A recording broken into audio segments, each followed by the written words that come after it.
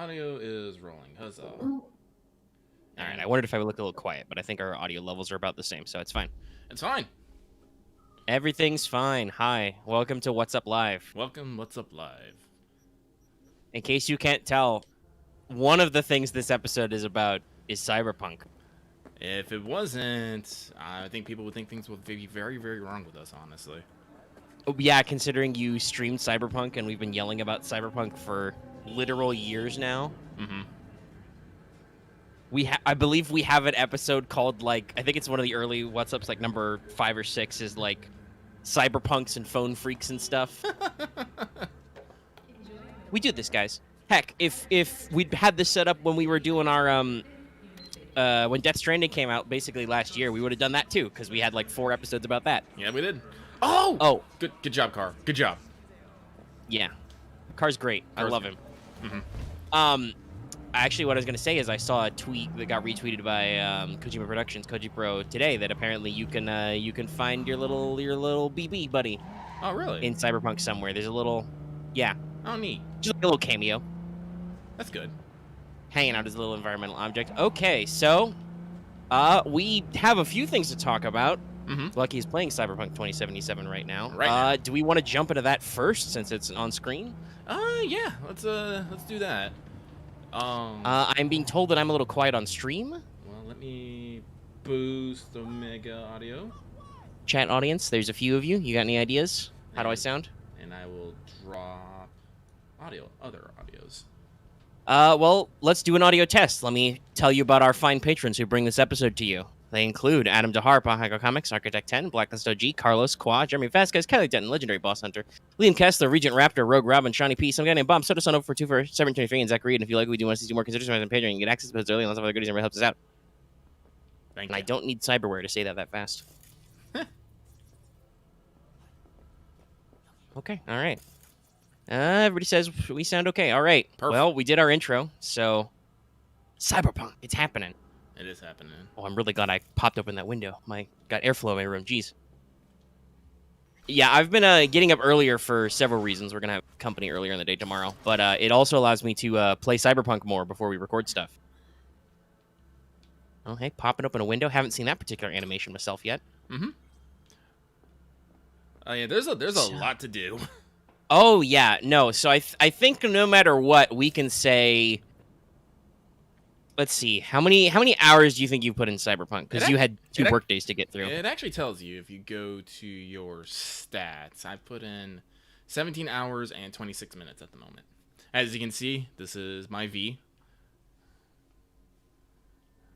Got to be fashionable and functional. Let's see here. Total play time 8 hours 26 minutes.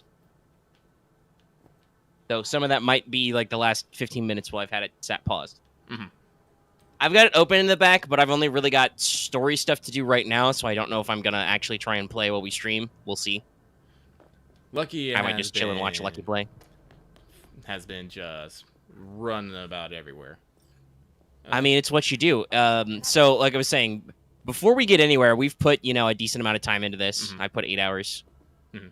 Put in his number.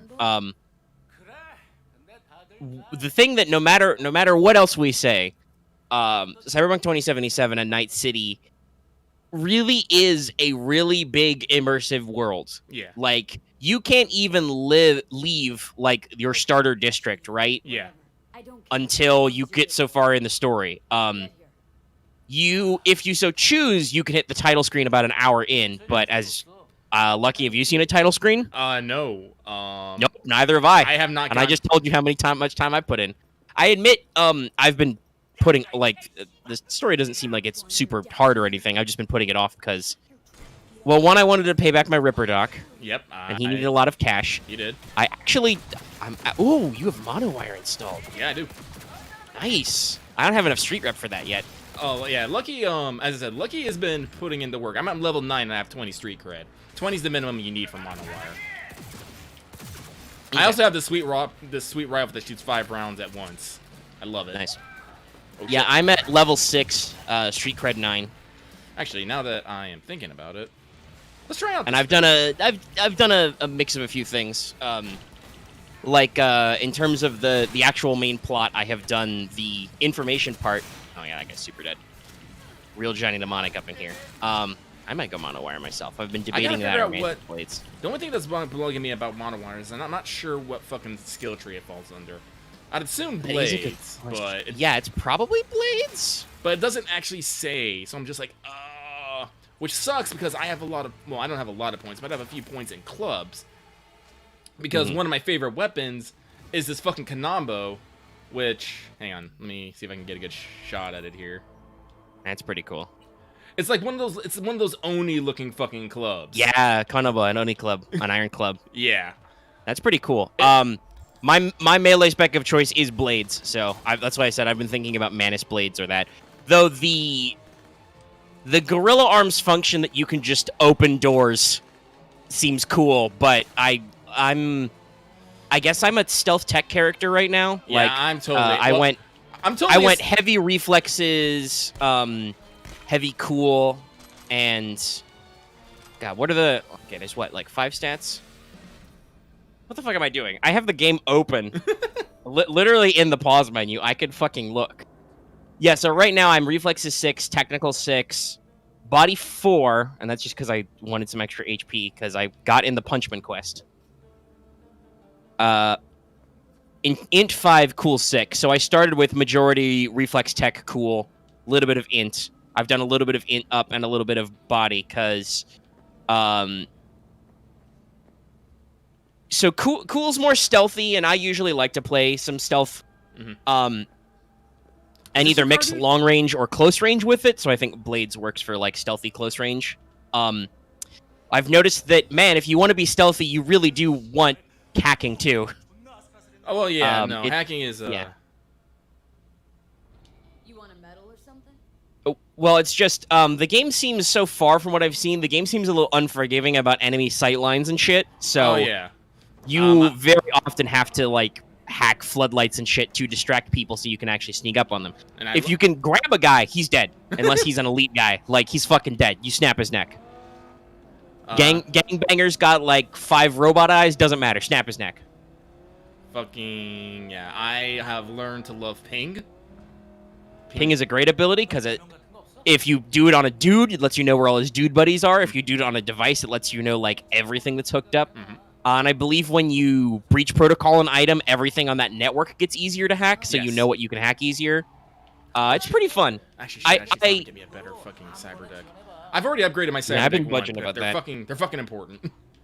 Yeah, I've already been thinking about budging in it because I've got a couple of fun-looking quick hacks. I will say, for considering that the original Cyberpunk 2020, that was the original game, by the way.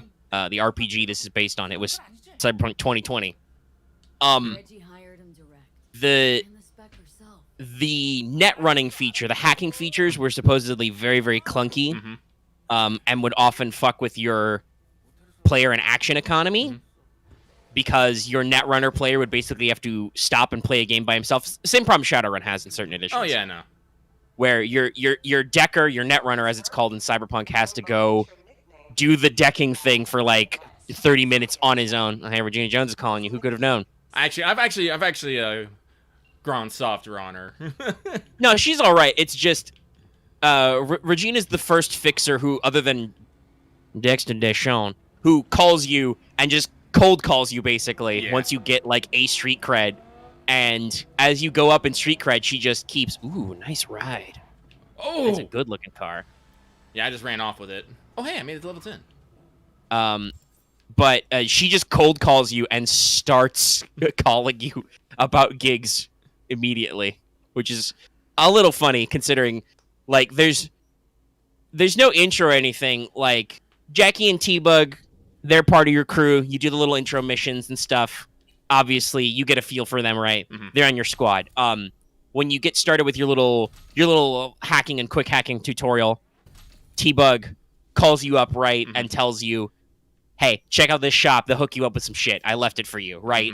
Like, she gives you an intro. Regina just cold calls you, like I said. And it's just like, hello, V. Would you like to stun and or murder people for money? And V being V, you're like, yes, correct. Also, she's all like, "Who the fuck are you, and how'd you get my number?" Yeah. V has sass on auto, and it's great. Yes. I assume that's both V's. We're both playing female voice V. Yes. Ooh, Who? crime! And honestly, part of that was just because I think there was a lot of dude V in the trailers. And no offense to that voice actor, but I mean, okay. I think we can both say this is something we've been hearing from people is that some people are a little put off by how like, well, let's be real, how punk Cyberpunk is. Like, there's a little bit of edginess. You can find dildos. There's ads for sex everywhere. There's a fucking when Jackie drives you home after you do not the prologue, but your starting mission, right? When you got to go revive the body. Also, by the way, there's a naked chick in a tub. You have to stare at her unconscious naked titties the whole time when you carry her. But when you go to your fucking parking lot, right, in your apartment building, there's a giant billboard for Milfgard. Yeah. There's a lot of shit like that. I believe that's a Witcher joke, though. I wouldn't be surprised. But basically, some people are like, man, this seems really edgy and sometimes try hard, and it's like... Do you not know what Cyberpunk is? Yeah, I know that the punk genre has really softened it. Like we had this conversation, I think it was off mic, about how steampunk isn't a punk genre. Yeah. But no, Cyberpunk is originally a punk genre. It is about that kind of stuff. It has to be punk, otherwise it's not really cyberpunk. And I know some people are like, that's not the real future, though, and I'm like, yeah, but then it wouldn't be cyberpunk, though. Like, this is a reimagining of a cyberpunk setting. Yes, it's set in the future, but it's still got some retro elements. Like, I've heard some people say that they find it a little weird about some of the things going on with some of the Japanese corpos and characters. And it's like, I mean, yeah, but also the original Cyberpunk 2020 was made in the 80s when the Japanese economy was booming and everybody really did think they would be running everything, or at least a big chunk of it in the future. What's on here? But yeah, so I obviously that guy's voice is in the style, but I heard a lot of him, so I'm like, I don't need to hear, I'm V. I'm gonna rule this city. You know, that's okay. I'm fine. I'll see what Lady V has to say, and she's sassy, and I like her. Mm-hmm. Oh, here it is. I'm done. Yeah, Pink Mohawk is the if you want to talk about Shadowrun, that was the traditional. You've got Black Trenchcoat or Pink Mohawk, which so far it seems like actually, Cyberpunk 77 does a little bit of both. Actually, hang on. That reminds me. I found a shard that actually talks about Cyberpunk 2020. Where was it? Neat. Yeah, there's lore in this game, guys. You can find shards and messages and cool shit. Here it is. Cyberpunk 2020 rulebook. It's not the full thing. It doesn't matter how well you do something as long as you look good doing it. If you're gonna blow it, make sure you look like you planned it that way. Normally, clothes and look don't matter in adventure. In this world, having a leather armor jacket and mirror shades is a serious consideration. Think dangerous, be dangerous. Think weak, be weak. Never walk into a room where you can stride in. Never drive slow when you can drive fast. Throw yourself up against danger and take it head on. Never play it too safe. Stay committed to the edge. Honestly, that's... There you go. Yeah. That's what the RPG this is based on was as its intro, and here we are. So, like, I don't find anything wrong with those aspects. No. Like, sometimes they're funny, like, where it's like, you didn't mean that to be amusing, but it's amusing to me. But in general, it's like, nah, this is the aesthetic. Ooh. Also, hacking super important for getting these fucking things and making fat stacks. Mm-hmm. But also, so you can obviously see the aesthetic right now with Lucky and everything. Mm-hmm. But the game is big aesthetic. You know, it's the primary level. So yeah, use your hacking minigame. Hang on. As you can see, like, I've upgraded my Cyberdeck, so instead of only having 3, I can insert up to 6 now. So I can have a better chance of getting multiples, but I have to... people always like quick save. I was like, nah, don't randomly start buttons. Your breach timer doesn't start until you fucking push your first one. So I'm... Yeah, no, you can think about it for a while. So that's what I'm doing. And double check what you want. E5, E5, E9. No, Lucky's playing it on PS4. Yes, I do believe I put that in. Technically, there is no official PS5 version. You can re-up it on the... Like, I am running it on my PS5. So I think that's the thing maybe we should... Now that we've done, like, some high-level thoughts. Because the game's pretty good and really deep. We've put 8 hours into it without basically advancing the story hardly at all, you know? Yeah. Or more. But hey, the game launched buggy. Yeah. You know, a lot of people were complaining about stuff. Some people are really annoyed about it, which I'm kind of like, Got them all. Don't get. Yeah. Like, listen. Okay, it's obviously I understand you don't want a buggy experience. The game's been delayed forever. It still kind of ran weird. I mean, have you played a Bethesda game? And usually those guys don't fix shit. They're features, not bugs. You know. Where'd I put my car? It's not my actual car, but it's fast. Oh, that's right. I don't think we've unlocked garages. No, So at some point you can like take ownership of cars and stuff forever. Hey. But yeah, so I got it a day late, so I was already on 1.02 when I installed to my PS5. It was also very funny because I told Lucky this story earlier, but basically I put in the install disk, it gets 80% of the way through. It's then like, okay, put in the play disk, I do it. It does the rest 20%, and then it immediately tells me Cyberpunk is updated. I'm like, you didn't actually. There's no way. that update was like 60 gigs. You just installed version 1.02 because I have a physical disk as a download key, basically. Mm-hmm. You're lying to me right now. But it installed right away. Whoops. And for about the first, I want to say, hour or so, I was playing on 02. I did see some of the glitches that people are talking about, right? Mm-hmm. Like, textures don't necessarily pop correctly. Like, when you do your opening intro montage after you do your little prologue intro for whatever background you pick. And we'll talk more about the role-playing stuff and our own choices later. But I figured we should talk about some of the glitches and stuff. They fucked me over. Should I just shoot them? I'm tempted. I'm super fucking tempted. They fucked me over. At the moment, as far as I can tell, there's no repercussions for just waltzing up to a ganger and plugging them. Like, all the guys in the immediate area will fight you, but once you leave the zone, they don't care. It's weird. Yeah, I don't see any cops. And like I said, did you what story did you start with? I'm a nomad, and I was going to talk about that a little bit differently, but I just wanted to say, like, as I said, when you finish that intro, right, you get that montage of getting used to Night City. I actually really do love that montage. It's nice, but even on PS5, on like I said, on the day one patch version, you could still tell that was like really trying with some of those textures loading that fast. I talked about this. You have to hotwire a car in your Nomad intro. I unplugged a wire from an engine, and the wire stayed there. Like, the texture for the wire stayed there until it was replaced by a different one. Oops. But after like maybe an hour of playing, they released a new hotfix, 04. Oh, hey, you're getting some police stuff done for the first time. No, fucking cops have I don't know who that third dude was not a fucking goon. So I accidentally bonked him. He's not a ganga, not a chumba. Nope. Big slang in Cyberpunk, guys. A lot of big slang. But no, so after doing the hotfix upgrade, I've had texture-wise, graphics-wise, I've had a really smoother experience, and I kind of want to see what you've got to say. I will say that before I hear Lucky's thoughts, because he is playing on a PS4. I still have gotten on the hotfix version, which is 04. I have still gotten a couple of crashes. And I know some people are like, how can you support a game? It crashes on PS5. Guys, Spider-Man Remastered crashed a couple of times for me. I've played plenty of other games that still occasionally freak out and crash. It's like, it's not common, but it's not weird either. No. So I'm really interested to see, especially after that hotfix, how your experience has been, Lucky.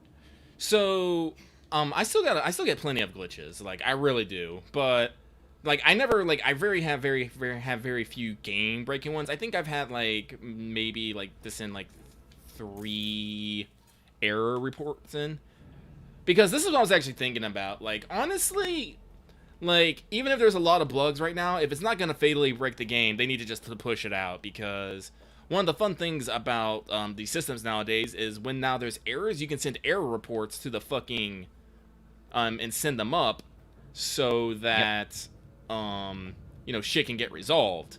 I've done that both times I've crashed. We've basically become like the entire player base has just become fucking QA testers.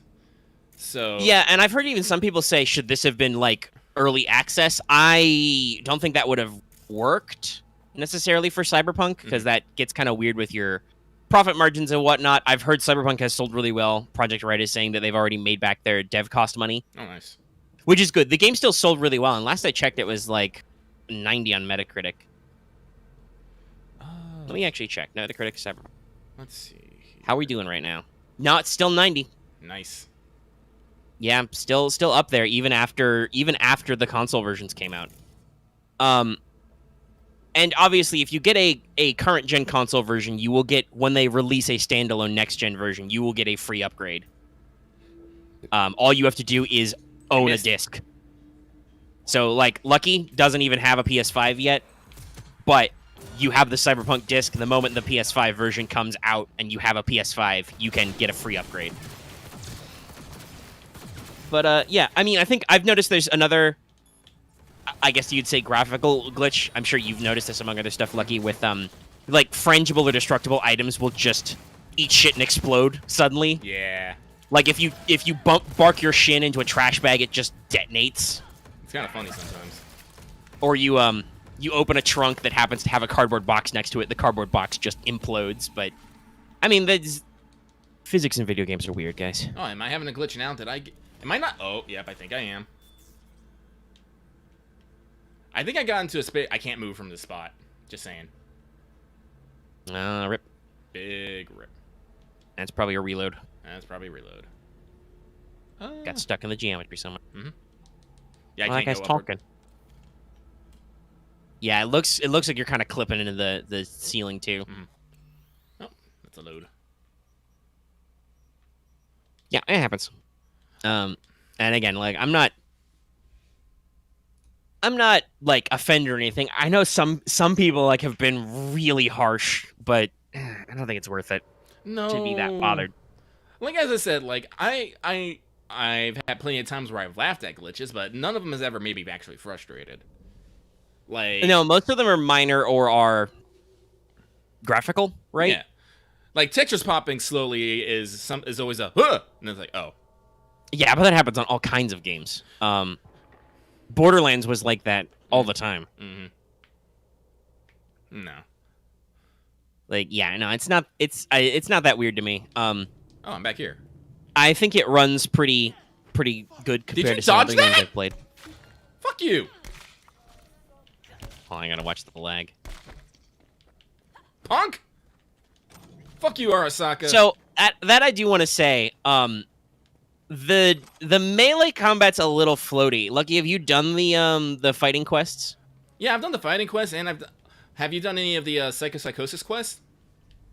I did the one like free gig that Regina called me about. The other one is still like it says like very dangerous.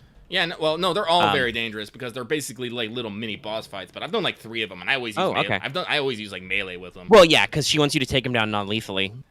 Bats. But yeah, so like I did the twins fight, and I'm like, it's a little like it probably gets better if you go really, really whole hog on the perks and stuff. Mm-hmm. Which I do want to say that's a great thing about progression in this game is you get perk points when you level up yourself, right? But you also get perk points as you level up skills, which can go into any skill. So as you do stuff, you get plenty of perk points to figure out what you want. And while it's expensive, I have heard that you can get a respec item. Oh, okay. As well. So you can just, if you get, way later in the game and are like, nah, actually, I don't need all those extra points and, whatever, I can go back and do something else. But when I was fighting the twins, it was really annoying. I had to actually like go and like get some stat ups and stuff and come back because. Really? Well, yeah, I don't know. You may have ground a little bit more than I did. Maybe beforehand. like because like I said, I'd like But I'm not super body focused, and it just. I think it's meant to be the game teaching you about like blocking and dodging and stuff, but at least in my experience, there are a lot of weird moments where those guys like. Yeah, even now you have like 1 or 2 extra points of body. Yeah, but I think I'm gonna be real. I'm pretty sure I put these in after the fight because I wasn't sure. Possible, and I don't think it's super hard. It was just for me. It took me a lot of learning experience, and I wanted to get a couple of other perks. Like I got one that slows down time when you dodge and try and hit people. Or was that a cyberware I got? That may be a cyberware. That's cyberware. Yeah, I bought that one. Which took me a little bit because I had to pay back my guy. But like they would go to do like big punches or big kicks, and they fucking slide across the ground to catch up to you, which is a little. Oh, it's a yeah, I didn't have. It's any a little of that. horseshit. I didn't have any of that, so yeah, you might have just had a different experience than I did. Yeah, because the way I just found it was whenever I tried to like get distance or dodge their attacks, they would just like fucking homing missile in on me, and it was just kind of unfortunate because I'm, playing a light and fast character trying to like bob and weave and get in there with punches. Yeah, like I thought, I I was gonna start as a more rogue build, all fucking, stealth and stuff, but I just found myself fucking just doing everything. Like that's why my like I just showed off my stats here. Like I'm like 6 in everything, and yeah, I don't necessarily know if I'm gonna go like whole hog on stealth, but I usually in these kinds of role-playing games, I usually like to leave stealth open because there are genuinely times when it's a lot easier to crouch down and sneak. But I've also heard that a little bit like Deus Ex, maybe not as bad, but there are moments when you have to fight bosses anyway. Mm-hmm. So you obviously need skill, so that's why I've got like reflexes and focus on guns and tech weapons and stuff. And yeah, and I like, but I think that then if you want to play stealth, you want to play hack too, because hacking really makes the stealthiness work. Honestly, you should. It seems very, very interdependent, but not like overly so, because every stat you do gives you a little something, right? Yeah.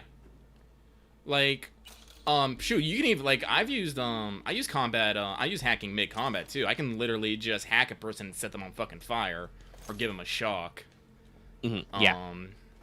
If one of the breach protocols you can do is called mass vulnerability, it literally lowers the defenses of fucking everyone on the network, so you can just gun them down that much faster.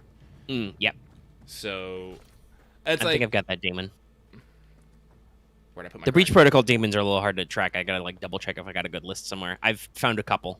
Yeah, usually Wait, I no, think that's right. They're perks. I think they're perks. I do believe I took that perk. And I do believe they come on your installed cyber deck, if I remember correctly. There are a couple, but yeah, I've got.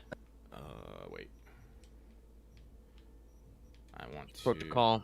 Okay, I don't have any protocol perks purchased, but I have seen it. Yeah, mass vulnerability is in your perk tree for breach protocol. Yeah, it doesn't. It's not showing it like immediately, but like you can see the fucking device hacks down there. Yeah, and whatnot. And so yeah, like it's interesting to kind of see how stuff all pairs up. Man, I got a lot of assault points. I need to use my handgun more. So yeah, like, and honestly, all of these things. I mean, I would say this. It's not. It's really not confusing. Like, there's a pretty decent tutorial. It teaches you about all your 4 pillars. Basics, and it's like, here's how you melee. Here's how you range. Here's how you stealth and hack. Here's how you punch someone in the throat. Yeah, I totally punched that dude. And it flows pretty naturally from there. The game is constantly reminding you what buttons do what. And like it's really just very there's my car. General of like, okay, what have I got? What do I want to do better? It tells you what all your stats do. It tells you what increasing your skill levels does. That is the thing this game I would say is very good about, is about translating to you what does what, right? Like what correlates where, If it's a tech weapon, if it's a power weapon, which stuff they count as. Oh, what's this? Right now I've got a big revolver. I just found my first ever sniper rifle. And I'm carrying a Tonto. Actually, hold on, let me check. What the fuck? While I'm paused. Let me go check out my character, because I unlocked a perk in stealth that lets me fucking throw knives. How do I do? Oh, actually no. You actually have well, I can actually show you if I have a fucking knife. I have a fucking knife. Okay. No, I think I see it. It's hold L2 and then. Yeah. See, like here's the thing. You have to hold the knife, then you hold L2, and you go whoop. But here's the thing. Once you throw the knife, it's gone. You have to. I don't even think you can't even recover it. So I gotta buy some disposable knives. Or I don't want to ditch my Tonto. Or you can craft them on the fly. That's right. Because the game does have a crafting system, which is very reasonable and open ended, and just like out of bullets, craft. Yeah. Out of heals, need some bounce back. I do not need any more bounce or back, some Jesus max stock. Christ. Need some frag grenades. Listen, Lucky got like I think me being able to be a little bit fucking cocksure in this early game is I found a fucking I think it was an epic level mod like cyberware. It was the fucking thermal armor. Just gave me free fucking like 90 armor. Just on top of that, this is me wearing clothes that all of them each had less than 10 apiece. That's pretty good. That's pretty good. And then I just I said I got to 20, and I found a dude who was selling the legendary version of the subdermal armor, and that gives me 200 armor. So I'm just like, damn it, I don't give a fuck. Whee! Oh, that's pretty good. I'm only on the uncommon version of subdermal. But yes, I did install subdermal. But Omega, your voice just tanked for me. Really? Yeah, I am slightly. It seems like your sound waves is found on the audio mixer though. Might just be me. Yeah, I don't know. Yeah, I'm still on my own end. My volume's the same. Oh wait, no, it wasn't me. It was me. It's my own personal headphones. God damn it! How dare! You outed me. V as a character is a sassy little fuck who just trying to get by. Yeah. Sex, drugs, okay, so yeah, let's talk about our intros because those are the like you do get specific dialogue options sometimes. Like I started as a nomad when I was doing a gig for Regina. I went to a little market area and there was another nomad there, and I was like, "Yo, sup, brah? Nomad pride. Do the secret handshake. Can you tell me where to find this chick?" And he's like, "Yeah, she's up there." I'm like, "Cool, I'm out." Yeah, boom, smoke bomb. I had to give a person 600 eddies for that. Nah, I just did the secret handshake. So, like, yeah, there are some minor differences. There are also a decent number of dialogue options that are based on your stats. Usually tech or int, but there's a decent number of even sassier responses, which seem cool-based. But yeah, V is sassy. You get a little bit of flexibility, like I've noticed, and I've heard from people. If you're playing V, you don't ever have to drink alcohol. So if you're like, oh, if you want to play a straight edge, you don't have to. I also would say I don't think the game necessarily encourages you to either, because drinking booze, isn't it? I think are they both negative? Yeah, they're both negative. It doesn't have any positives. Yeah. I have seen characters smoke. Other than breaking down old cigarettes into crafting parts, I haven't seen any references to smoking other than characters doing that animation. Also haven't seen any hardcore drugs besides just, air hypos. Like there's I found somewhere a fucking drug to let me breathe underwater. I'm going to hold on to that for 5 million years, Wow, here until it's relevant. Yeah, no. No, I'm looking. I found this pistol, the Tamayura, which is way better than what I was using, so I'm about to take the. Yeah, there's a lot of fun pistols. There's a lot of fun little stuff. I heard somebody say it's a little bit like a Borderlands type, where like there's a lot of different models that do similar things, but they slowly uptick in usefulness and utility. Yeah, there's a few drugs. There's one that temporarily boosts your RAM. There's one that temporarily boosts your carry capacity. There's a few consumables. There's a lot of. I love it for fluff, though. I think I also sell them a decent number of time. There's a lot of food and water items. Well, it's good to just have those popped constantly. There is no reason not to. Yeah, just to have a couple. So drinking gives you hydration. That makes your stamina recover faster. Food gives you nourishment. Your health recovers faster. But they're just fun little stuff. There's like Nicola, which is a cola that comes in a variety. There's also a canned like fruit juice or sparkling water. Actually, speaking of which, I mean, yeah, you take bounce back all the time, but that's your quick heal button, which I do hit frequently. But there's a lot of other like fluff and stuffs. There's wrapped burritos, there's soy paste, there's escargot to go. It's not quite like Shadowrun Tears where like everything is soy. But there is the classic Cyberpunk, like some of these foods are clearly artificial,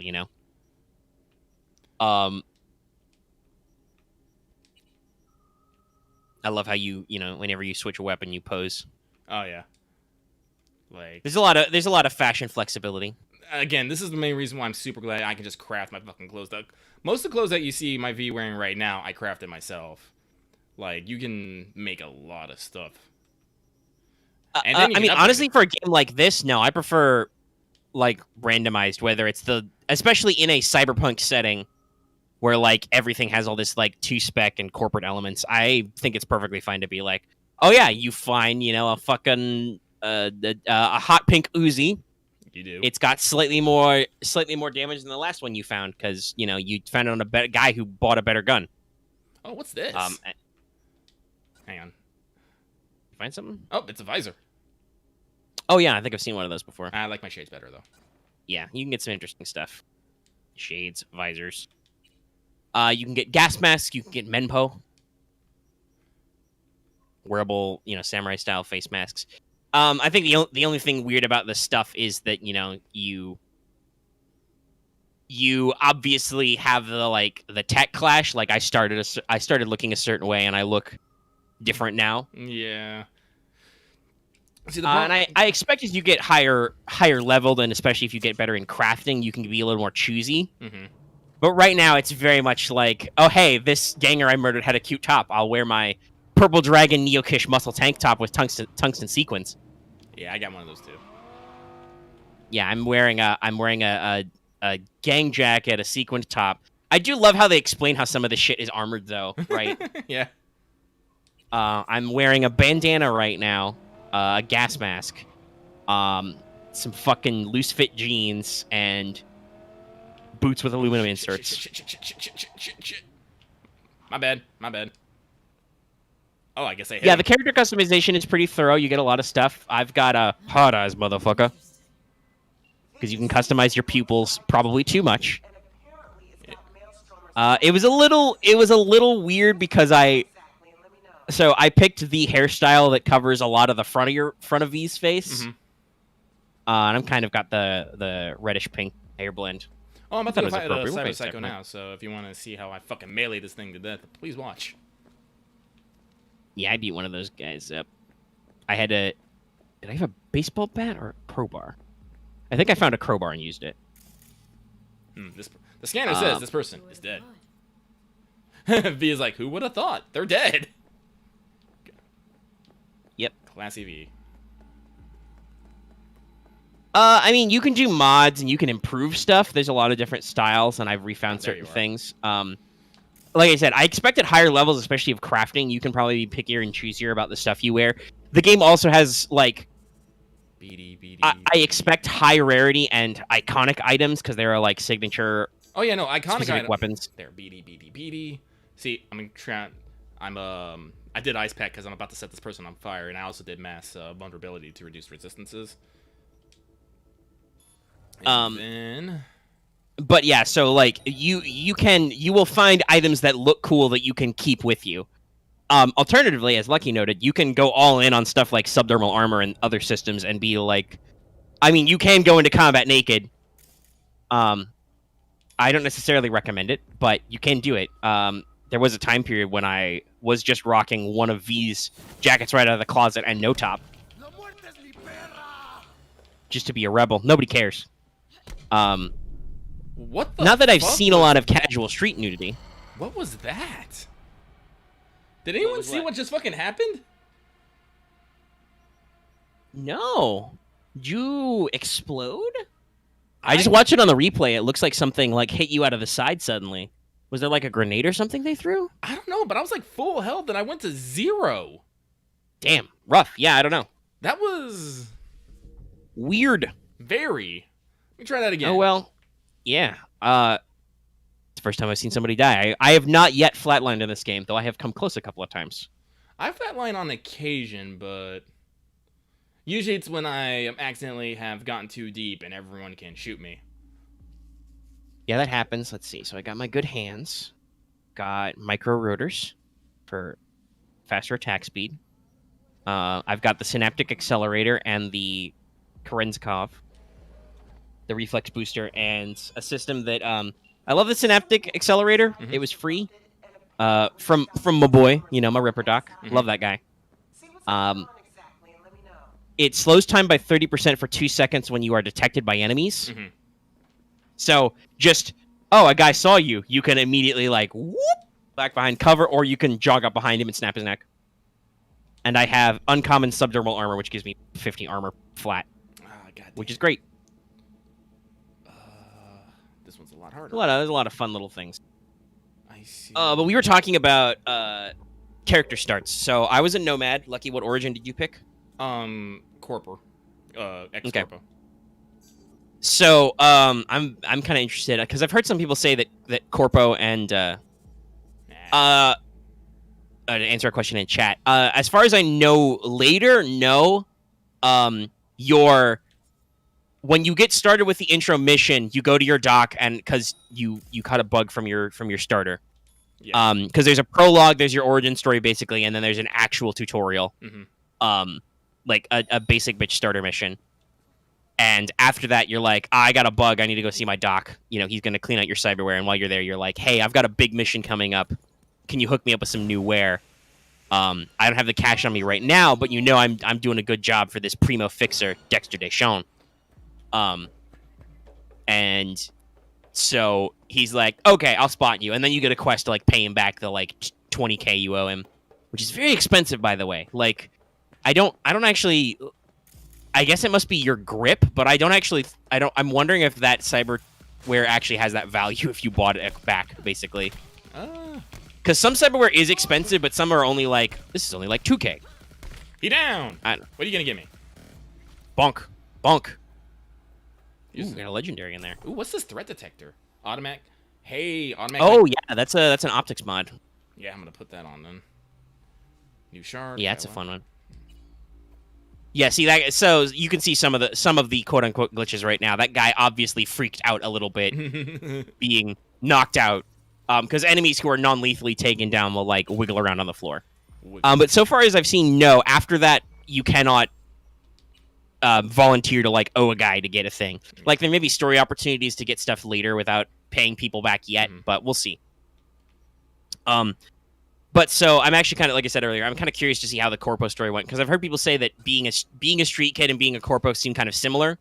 They're not actually that different. And I can't imagine that it takes you very long to move through either of those intros. No. But so when you are a nomad, you do start outside the city, right? Yeah. You are actually leaving your nomad family. You tear off your fucking patch off your jacket. You hop in a car. And you meet Jackie in the middle of nowhere to smuggle a thing in through border security, so you get to see, kind of your experience of how stuff is. I got to play V as kind of kind of the cooler, more mature one out of her and Jackie, right? Where it's just don't worry, Jackie, it's just fine. It's just security checkpoint. Shut up and do what I say. Hand me the manifest, right? And then you immediately ditch your Nomad hatchback for whatever the heck your starter car is. But yeah, it was fast. It showed off a little bit of driving, taught you how to shoot while driving before that mandatory segment in the game. And it seems all right. You got to do a little platforming. Jackie is Jackie. Yeah, no, he's just a. Jackie's the best. I fucking love him. Jackie's great. He's just a freelancer you hang out with. I think he's part of all your jobs. So, what was Corpo start like? So Corpo starts off is you start off puking in the fucking sink. Nice. Because you're actually part of Arasaka. You're part of Arasaka's counter intel department. Man, that's got to make the main plot very interesting for you. Yeah, no. You've probably got some interesting dialogue choices coming up, my dude. Yeah. Hang on one second. Yeah, he's got to hang on. Because semi-spoilers, guys, but not really, because we're taking way too long to do the intermission. But the big gig you get is somebody taps you to steal a piece of experimental tech from Arasaka. The relic. Which is very scary, because Arasaka is one of those really, really big... They're not Militech, who are literally a military corporation, but Arasaka is a big-name tech, and they have a lot of money and a lot of gear. Yeah, so... you're in Canintel, you're fucking puking your ranks out, you're, living on fucking meds, you have a fucking life coach, shit sucks for you. But shit got worse because apparently there was a spy and a leak got out, and now everyone's freaking the fuck out. And you get called to your fucking director's office. Turns out you're not liked. People probably think you slept your way to the top. And I'm just all like, I will punch a bitch. But anyway, you go in to see fucking Arasaka literally nuking like a bunch of people in a vote so they can buy themselves a week to fucking do damage control. And I'm all like, yeah, no, this is corpse. And it turns out that like another person in Arasaka has set this up so this one dude who you are under can fucking, you know, take a fall. And he's like, all right, what I need you to do is to take a goddamn fucking hit. Head is like, this is not a request. You're gonna do it. And you're like, shit. He's like, you can like go like find someone you trust. So he's like, take my fucking, I think he called it an AV. I guess that's like an air vehicle or something. And that was a great sequence. I literally got to sit in a fucking aircon, drink this dude's champagnes, watch TV, and fucking drink and listen to my life coach bitch about how my chakras aren't in alignment or something.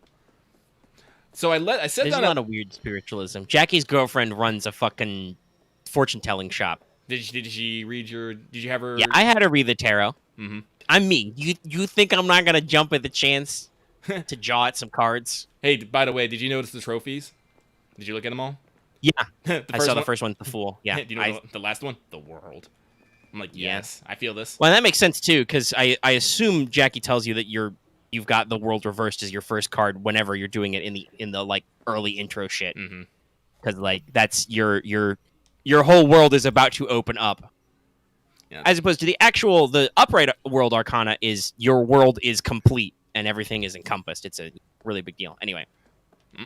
But so there's a lot of talk of chakras being out of line and shit. But you go to Lizzie's, Jackie's meeting you there. You start having a talk, and then fucking Arasaka security basically rolls up and like, your contract is terminated. We're gonna like disable all your cyberwares, and you're gonna basically have a mild episode.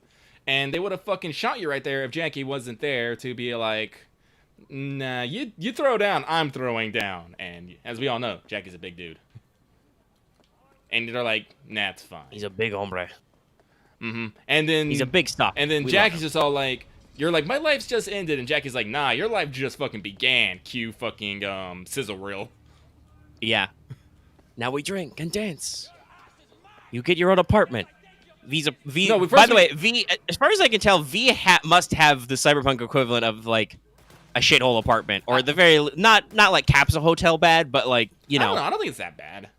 Maybe not shithole, but like you live in an apartment block in a mid-scale neighborhood. All right, everybody, calm down. But V definitely has more living space than I do. But yeah. So for Nomad, it's like you're hot wiring a car, you're getting her started. There's a mechanic. I shoved him out of the way and fucking did it myself because I had a starting tech. There's a racist against Nomad's sheriff, which I don't actually know if it's racist, but he reads as a racist sheriff.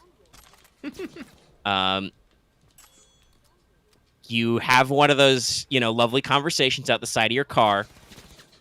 You get to climb a radio tower to get a radio to one of your Nomad buddies, and he's like, you left the clan, I can't do you any favors, and you're like, listen, I need you to just look up something, okay, for me? I've got a job, I'm gonna go to Night City, can you look up my fucking gig for me? He's like, okay, this one last time. And then you find Jackie, you put a thing in your trunk, you got a fucking hatchback, right? Because Jackie's the guy who called you. So actually, this does mean there is some unique stuff. I'd have to see if it went anywhere. But you go through the border checkpoint in a Night City. There's a shitheel border cop who you bribe, or at least I bribed. I think technically you can choose not to bribe him, but I was like, no, give him the money. This is how this works. And then there's some guys from... There's some kind of corpos. I don't know if they were actually Arasaka or if they were like Militech or something, but SUVs full of corpos come back to like run you over. You fight them. You drive through the slums outside of town. You fight them off. You shoot up them. You blow up some cars.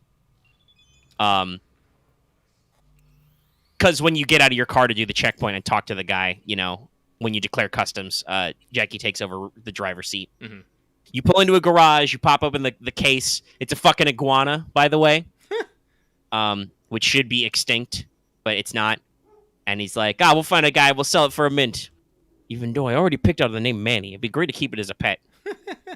By the way, I don't know if Jackie kept the fucking iguana. If he's got an iguana named Manny, I don't know yet. And then you get the sizzle reel, right? And I wonder, I had a thought whether I'd be street kid or nomad. I'm trying to think what would be my best cyberpunk life. Mm-hmm. I figured nomad would probably be it because,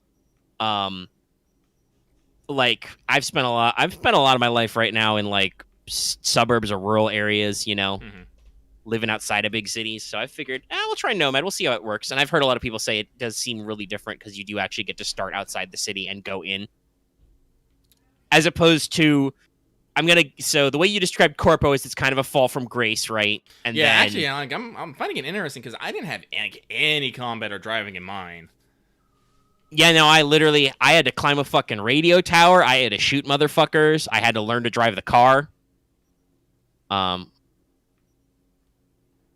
Yours was probably much more lore building, though. Probably. Because I at times I genuinely feel like my V has no idea who the fuck anybody is or where anything is. Like, you have this conversation with Jackie, and he's right.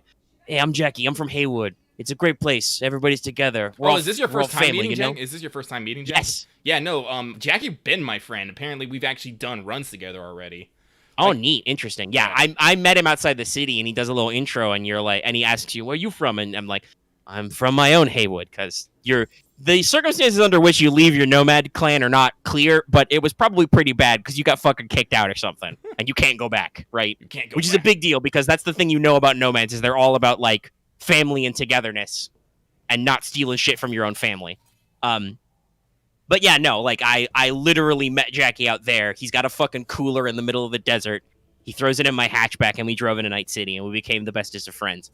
I'm going to guess Street Kid is probably also, you've been friends with Jackie forever, right? Yeah. And probably is probably more of a, like, rise to the moment kind of a thing. Mm-hmm.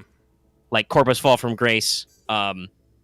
Street Kid is probably, like, rising to the moment. And Nomad has definitely got the feeling of, like, you're new in town.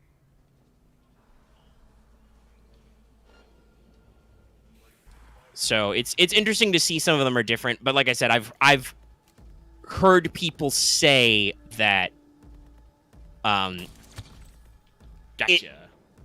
Starting as like Corpo or Street Kid doesn't feel very different. Son of a bitch. God, I really. Headshots are not as spunky as I'd like in this game, sadly. No, they're pretty spunky, but like I said, trying to pull that shot off with iron shots was probably not the smartest idea. Mm-hmm. I mean, they do decent, but you just you shot that guy in the face once and he's still alive and has a decent chunk of HP left. Like even guys who aren't wearing hats can usually take a couple to the dome. And obviously cyberware and stuff. But you know, it's a first-person shooter action RPG, so some of that's to be expected. Bitch. And that is one of the things you can do with like perks and stuff. Oh god, Man, this guy's head is literally. What? Ew. Yeah, there's a little bit of limb and stuff poppage.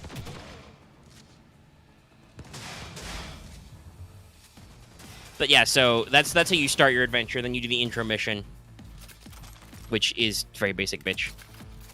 I mean, his head could have glitched, but also you can do dismemberment of certain things, and if enemies have like cyberware and stuff, they bleed like yellow, white instead of red. Hey, dude. Tech weapons are great. Yeah. Tech you can charge up and pierce. Power weapons ricochet. I find it interesting they call them power, because I would really say that they're meant to be like low tech, right?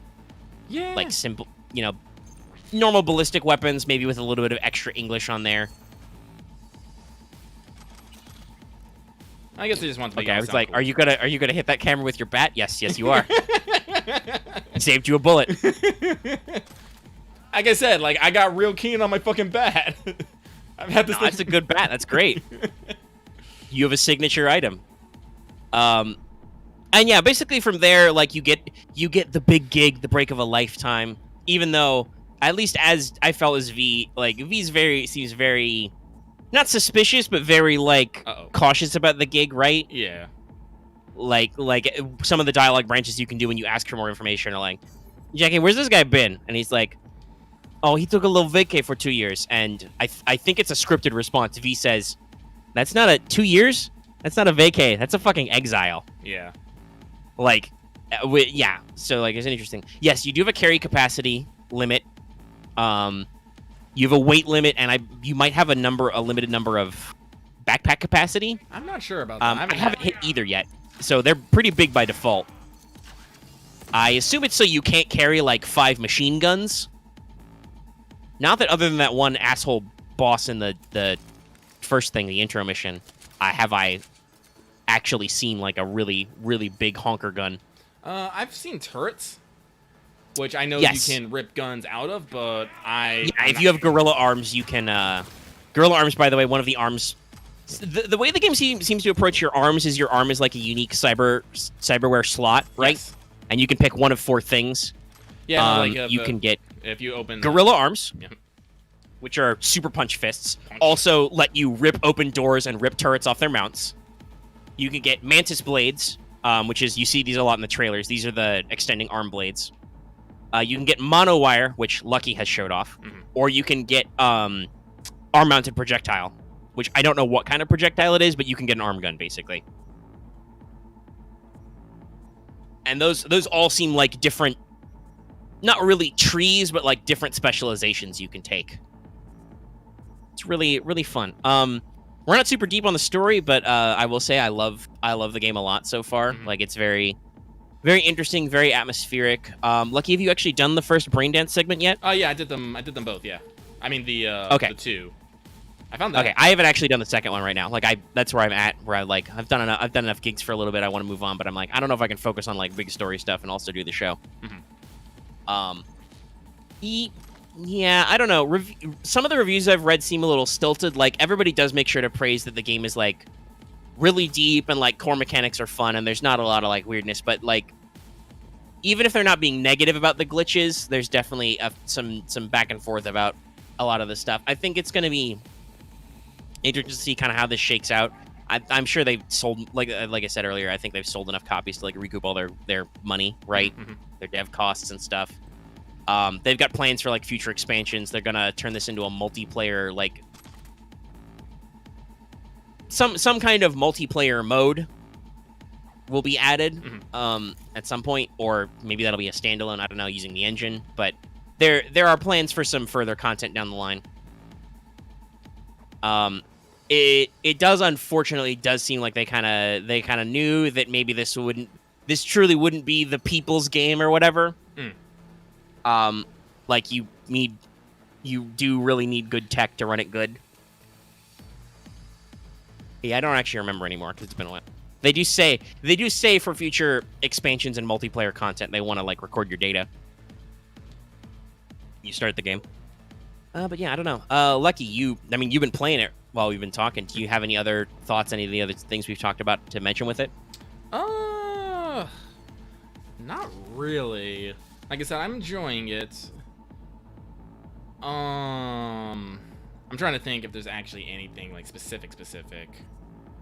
And for the most part, I want to say nay. Like, there'll probably be specific story beats or side quests. I've heard a lot of people say that not the gigs. So the game basically has 3 tiers of quests. We should probably say this. You've got gigs. These are just the basic bitch, like, fetch quests or stuff. Like, somebody calls you, says, this motherfucker gotta die, or can you get this thing for me, or whatever. Mhm. It takes you, like, 5 seconds to do. You do it. There's no plot or anything. There's maybe a conversation. They're all very simple and short. Mhm. Then you have side jobs. These are actual, like, side quests. They can be very simple, but they usually have, like, relationship to characters you know, or are part of, like, a progression series, and stuff like that. And then there's the actual main jobs, which is the job, steal the chip. Oh, that's right. I asked you about Braindance because I wanted to talk about that. Yes. Some people said that Braindance stuff, like, looked a little annoying. It's kind of funny. We've both edited, like, audio and video before, so to me, it almost felt very, very natural. Mhm. To like start scrubbing through the audio and video, right? Yeah, I know that feeling. Of the recording. And I do feel a little annoyed. There were, I don't know if it was like a glitch or something, but there were a couple of non-essential because I still finished the quest, but there were a couple of clues in the Konpeki Hotel recording I couldn't find, and I was just like, yeah, I don't know. They just displayed segments where there were clues, and I'm like, I literally don't see anything. I think I've looked at every corner of this room. Like, I got all the story important ones. Like I said, and I don't know if it was a glitch or anything. But I like really scanned through that. I think I spent an extra 15 minutes like double checking everything I could look at in all 3 filters to see if there was anything I missed. You know, floor, ceiling, walls, all the stuff. I don't know if I don't think I missed anything. I could. Yeah, and like I said, I definitely didn't miss anything plot important. I don't feel like there were any spaces where I could have missed something. So I don't know if it was just a display glitch. Like, I got, like, an audio clue that perfectly overlapped with the second half of Arasaka's phone conversation. I'm just like, is it just, like, a display bug? Because I've already listened to this conversation in. Who just... Oh, there's a... Oh, you want to fucking snipe off you? Oh, wait, I don't have my sniper rifle. This is a thing. You do occasionally just get ambushed in the street. Or motherfuckers will just pile out of a panel van to start shit, and you can intervene. Bitch. But yeah, so I'm actually okay with Brain Dance. I'm kind of interested to see what they do with it. I've heard that while it is very much a main story thing, and it makes sense, right? Because it's basically your mechanic to get info on the job without having to actually do a literal mission quest to case the joint. They're just like, I've got you a recording. Here, case the joint this way. So I'm interested to see if they do more with that. So I'm actually good. I was about to say, I'm probably most curious about what they might have planned for future expansions. Yeah, like if they do probably story-focused DLC, right? But yeah, maybe story-focused. Will they rebalance? Will they like add like more weapons, more trees? You know, stuff. Yeah, like if they do anything interesting with new mechanics, be curious. Yeah. Oh, he fell down here. But yeah, what I was gonna say was, since you've done it already, I was gonna ask you how you felt about it. Did you call the corpo lady before you did the bot retrieval mission? No, I haven't done that one yet. Oh, okay, you haven't done that half. Okay. Yeah, I've done the brand. Like as I said, like. Okay, so we're both at a similar point. All right. Are you planning on calling that lady? Because that's basically the fork I'm at right now. I do plan. Okay. I might skip it because I'm a nomad. I feel like I don't have a good relationship with the authority figures in Night City so far. I don't know if my V likes cops. I like cop money, but who doesn't love money? Who doesn't love Eddies, guys? Hey. Eddies chumps.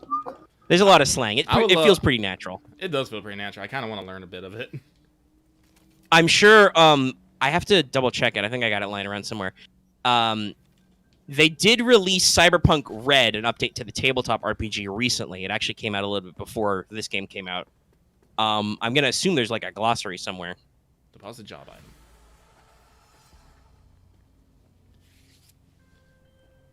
Hey, Regina. Sure, it'll come in handy. Gig closed. That is the most.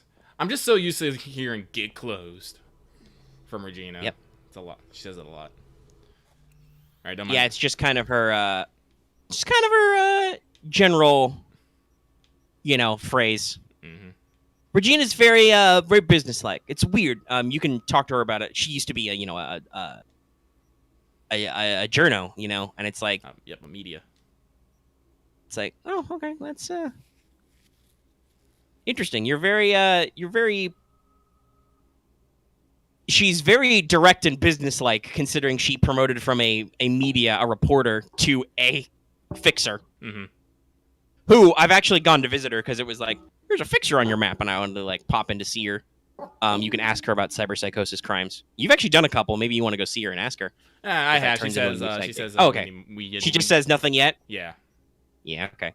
But when you get up there, she's got like 2 turrets watching the door, and it's like it looks like a fucking like office building that's like half destroyed. And I'm like, Regina, what do you do with your time? Do you just stand here and stare out the window with your eye patch and call me? Honestly, that sounds exactly like she probably what she does. Like she seems like all business, no play. Because there's plenty. I mean, it's not super interactive, but there's a decent amount of entertainment in Night City. I've seen like there's a couple different bars you can go to. So you went to Lizzie's in your intro? Yeah, you can actually Neat. mention that. You can actually mention that when you come back. It's like I've been here before. Neat, cool. So that's nice that they do have these little threads that kind of hook up. But yeah, so like you can do that, you can hang out, you can talk to people. I did find it a little weird that the client wanted to have a meeting in basically the VIP room of a strip club, where there's a fucking hologram table dancer in the background as you have sweet, this I deep got my conversation. fucking Netrunner suit back. It's only common though, son of a bitch. I like having a Netrunner suit. It's just the full fucking bodysuit. Yeah, you can get there's some fun stuff in the cosmetics. Mm-hmm. You've got hat slot. I slightly don't like hats because they fuck up my perfectly coiffed hairstyle. Yeah, I'm okay with it when I feel like I'm trying to be incognito when I'm wearing a hat. Look at me. It's like, Yeah, well, right now you're wearing, are those aviators? Yeah. No, they're sports. Yeah. What are they Oh, called? sports shades. Sorry, I'm watching in the preview window, so you're a little extra tiny. Yeah. So you have so there's a head slot, a face slot, 2 upper body slots of basically like jacket or overcoat, shirt, and then 2 leg slots, lower body, pants and boots, or skirt, or heels. I don't actually know if there are any like quote unquote gender, because you pick your body type, you pick your voice, masculinity or femininity, and you pick a lot of various aspects of your body type. So you can customize V a lot. As far as I know, no items are locked to specific features. Like as far as I can tell, and admittedly I don't know, neither of us is playing the masculine body, but I feel like you could be the manliest dude ever and still wear V's like burgundy fuck me skirt. V fucks, by the way, I'm pretty sure. I haven't got to any of it yet, but V feels like they fuck. I just Jackie, didn't on the other like hand. you. Jackie, on the other hand, is a good boy. He's going steady with Misty. Mm-hmm. Poor Misty, though. Like, when you have that conversation with her, you can ask her, how's biz? And she's like, you're the first guy to come in here in 2 days, and the last guy was a pizza guy who got lost. And I'm just like, oh, okay, I'll sit down. I'm definitely going to sit down now. You know, it's Jackie's girl. You got to be... We're all family down here, you know? We're all in this together. Okay, what's happening here? There's plenty of... You can't hear it right now because the... I do appreciate CD Projekt Red for doing this, but it is a little buggy. There are apparently issues in the filter out DMCA music. Mm-hmm. So, can't hear it right now, but there is a sufficiently Cyberpunk soundtrack. You've got like five or six radio stations to pick from, I think. So you can get kind of your lighter EDM, vaporwave type stuff. You can get a couple varieties of like rock. There's a hip hop station, stuff like that. All of which sounds suitably retro future. But yeah, I think we've taken about an hour. I think we've exhausted most of our talking on Cyberpunk for now. This is just our initial impressions. You know, game's only been out a couple of days. So let's see, where are we gonna go next? Not sure. Because obviously there's basically 2-parters for the Game Awards, which also happened on Thursday. Disney also had their investor meeting, but I don't know how much you feel to talk about that. Actually, They announced like 10 new Star Wars things. Shit, don't you? Like, that's God, cool. They do that a lot. Don't look at me. Don't look at me. Do not look at me. Oh, you looked at me. Well, guess what? Now you die.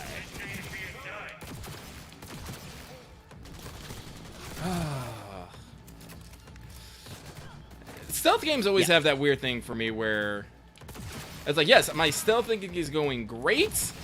I'm almost there, and then this guy just suddenly turns around for no goddamn reason. I'm like, yeah, I think most stealth games really want you to play up that extra patience and like watch a dude and track his movement.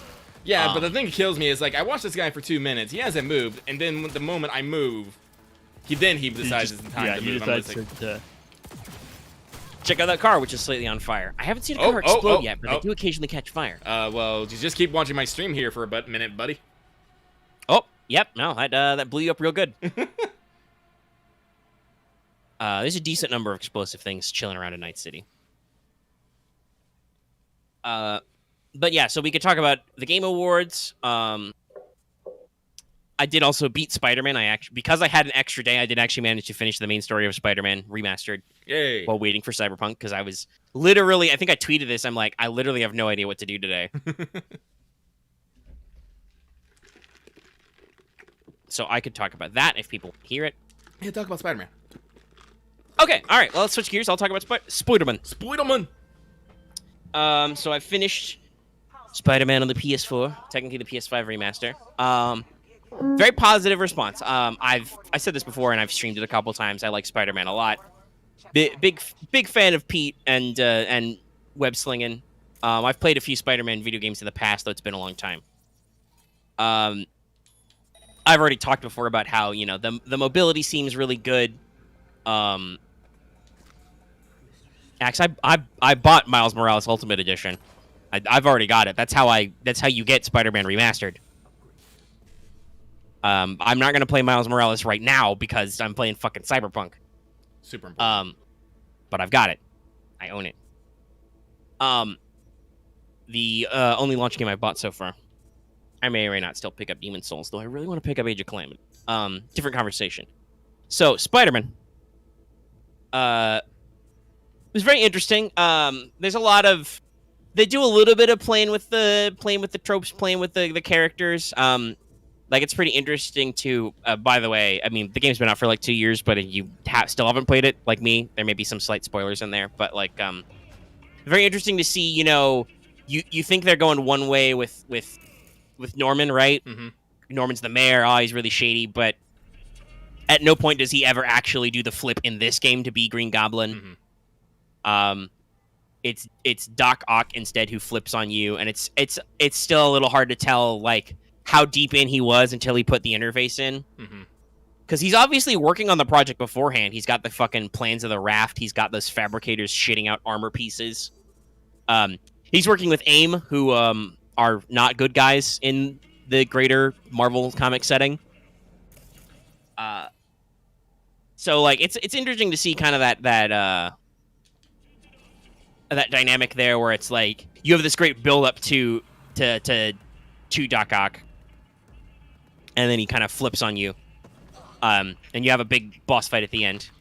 I mean, I felt like some of this. Overall, I have a couple of gameplay niggles. The game really does need a dedicated to be really clean. I feel like it needed a dedicated lock-on. I think I turned around, unfortunately. Yeah, he did. That's really annoying. That is a little annoying that you cannot, in that moment while you're still quote unquote undetected, you can't grab a guy from the front. It's the little things. It's much like how I really wish there was a lock-on in Spider-Man, because there's not really a good way to. This is the thing I've talked about on stream. Spider-Man, very mobility heavy. You cannot go anywhere slow or precise, right? Gotta go fast. If you want to get to a specific spot, you need to do it from 50 feet away, and zip line there. You want to get to a spot 2 feet from you, not really great. So I do feel like the game focused a little too much on being high speed, high energy. It's a little hard to slow down and do precise things, and there's no good way to snap to lock on a guy. You're in some of the stages with the final boss fight of Doc Ock. You have moments where he's throwing 5 million things at you. He's got unlimited bits of debris to throw at you. So, and you gotta snap around, but you have to manually point the camera at him and shit to throw stuff back. And just there were a couple of fights where I'm man, I just really wish I could lock on to guys and keep the camera focused on them rather than try and run me moving Spider-Man and also run me pointing the camera. But that's mostly minor stuff, I played it, I think, normal.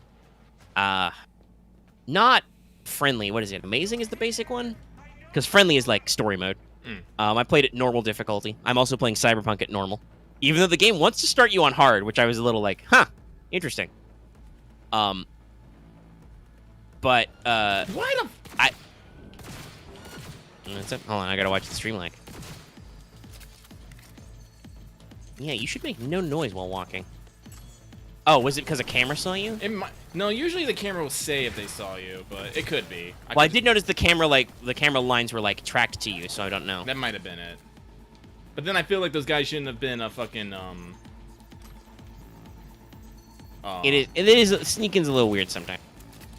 Luckily, I have a shotgun rifle.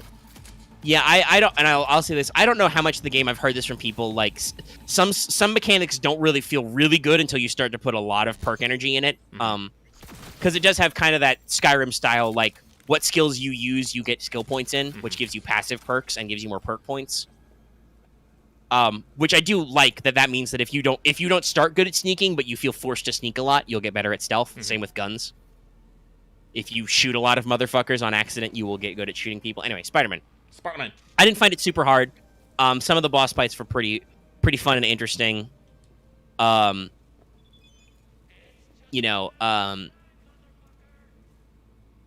really were not kidding about there being a lot of miles in this. Like that's something I found very interesting that they did a lot of build up for miles. Yeah, I know. Like honestly, this is like we didn't need an origin story for Pete, but maybe we needed an origin story for Miles. Yeah, and now that they've turned that into a standalone game that I'm going to check out later, that'll be interesting to see kind of that direction that takes. Yeah, I mean, I will say it was kind of interesting to get to that third act when, like, there's a plague going on in New York and everybody's supposed to wear masks and gloves and there's a police lockdown. It really hits different in 2020, guys. That was weird. That was a little surreal. Because the game came out in 2018.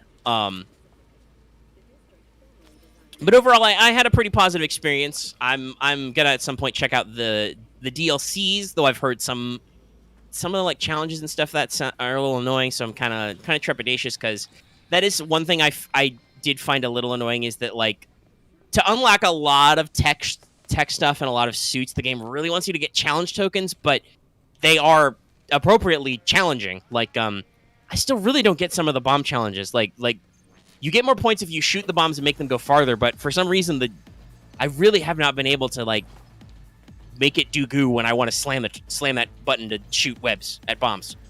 Like I've tried to redo some of those to get some more points, and it's really not as responsive. I'm not sure what it is, if it's supposed to be like a timing thing or what. Several people on stream told me you're just supposed to mash it, and when I try to mash it, I go like, I'm done, I'm out, and I'm like, was there an ammo limit? But then other times it'll be like, I shoot it like 8 and you get 1 billion points. I don't know. I kind of wish that, considering those are quote-unquote challenges, that they went a little softer on that requirements to get stuff done. I did beat Taskmaster. It took me a couple times. The one time was blatantly unfair. I gotta say this to the game. I get that it's supposed to be a surprise, but it is super bullshit. I'm like, go to fast travel somewhere. I get fucking murked by Taskmaster while I'm literally put my controller down to look away for a moment because I'm going somewhere different. And in those like 5 seconds I was away, I was like, huh? What? Why is my controller vibrating? Oh shit, I'm dead. Taskmaster kicked my ass. I'm like, okay, game. All right, okay. I get what you're going for, but a little bit of warning, a little bit of preamble. Anyway, not a big deal. No preamble. Now is the time for combat. Oh, is Vesper? I don't know if Vesper is watching, but they did apparently post something that was copied from, apparently our Cyberpunk game, which says, "I keep accidentally having sex with men." What?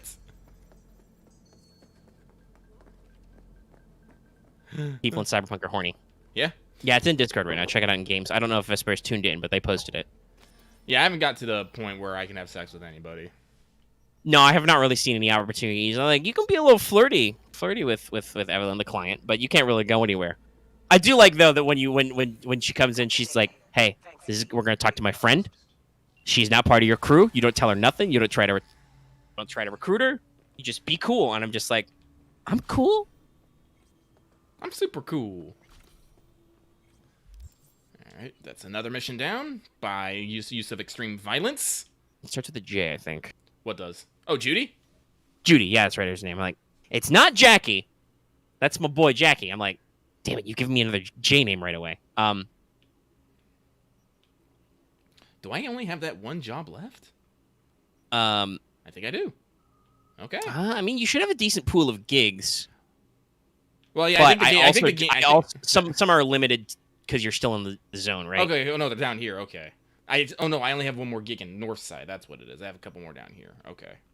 Because fast travel in the Spider-Man remaster on the PS5 is like fast. Like, I unfortunately do not get to see a lot of fun clips of Spider-Man on the subway and shit. But also still, like, that's... Yeah, it was a very fast ambush by Taskmaster. But no, what I was going to say was, I was just going to comment on that quest, that Judy's actually the one who seems more freaked out when you start changing shit up. Like, you call T-Bug to help you through the walkthrough, and she's like, whoa, whoa, whoa, who you calling? Are you trying to get outside network support? And I'm like, yes, actually. I would like to get my Netrunner in on this. Well, apparently, Netrunners might not have the best reputation, maybe with Judy, for reasons. Who knows? Yeah, no, that seems fair. That like, and everybody's got kind of their own biases. It's interesting to see. But I was just like, hey, it's cool. She's part of my crew. She's got to know the same shit because I don't know what the fuck I'm talking about. No, I don't. That's 130. That's 132. I'll keep this one. I mean, I'll get rid of this one. Excuse me.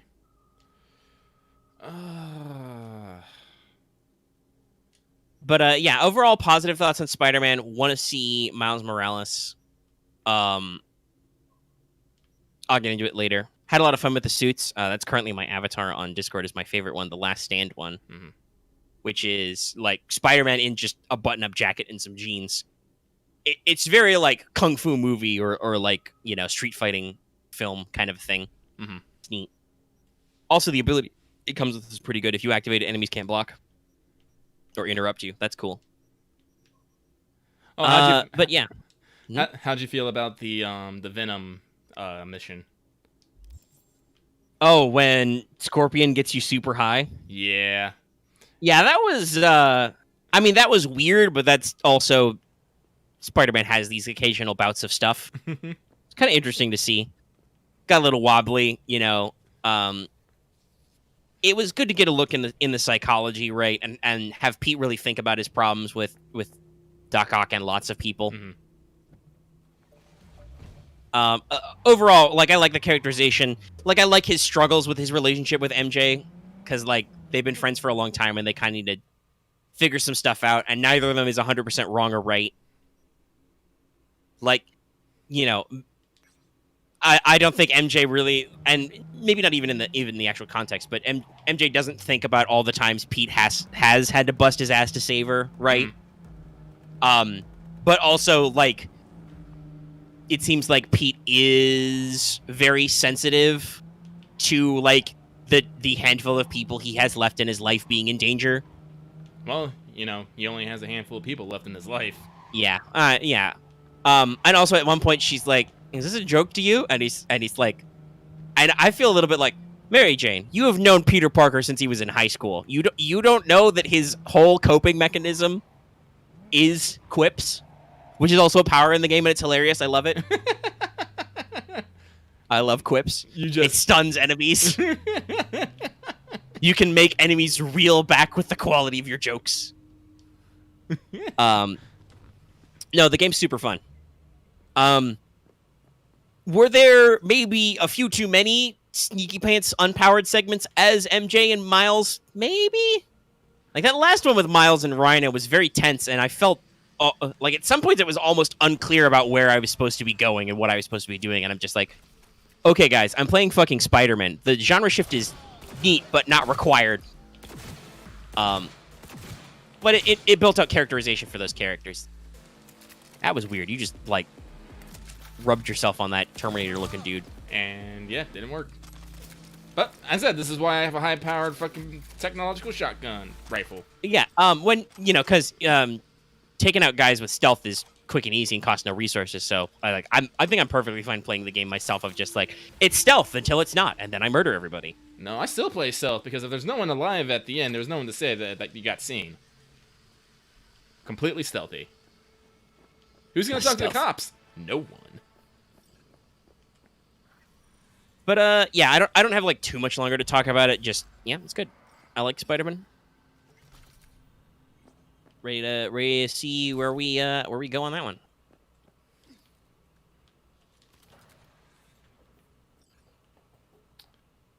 But okay. So, do we want to talk about the Game Awards then?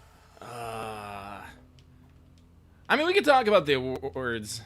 Lucky was gonna try and maybe put some people on blast, but he's not sure if he really wants to anymore. I mean, we've had a few days to sleep on it. Yeah, no, that's the thing. It's like, as I said, Lucky was mad in the moment, but now he's just like, yeah. I mean, briefly, let's talk about the actual awards. Yeah. Which were kind of unfortunately expected, and you got this tone earlier. Last of Us Part 2 swept a lot. Mm-hmm. I know a lot of people are not super happy about that. And I mean, I want to say this way because I've had this conversation with Lucky before. After a couple of days thinking about it, right, like examining my own feelings, I'm not really upset. In the moment, I was a little salty, and I am a little sad about a couple of things, but ultimately, it's not a huge deal. I'm gonna say this right now. Like, I did not want Last of Us 2 to win fucking Game of the Year. I didn't. No, I wanted that to go to Ghost of Tsushima. Same as Omega, I did a lot of thinking about this, and I was like, the main reason why I didn't want to play Last of Us 2 is because I didn't want to go on a fucking personal revenge quest between two lesbians. Like, that's a little too on the personal scale for me. So fucking everybody talked about it, including several people in our community. Mm-hmm. It was hard to avoid. From what I have read and been reported to about people who played the game, I'm not really interested. Like, I still want to play the first one, probably. Mm-hmm.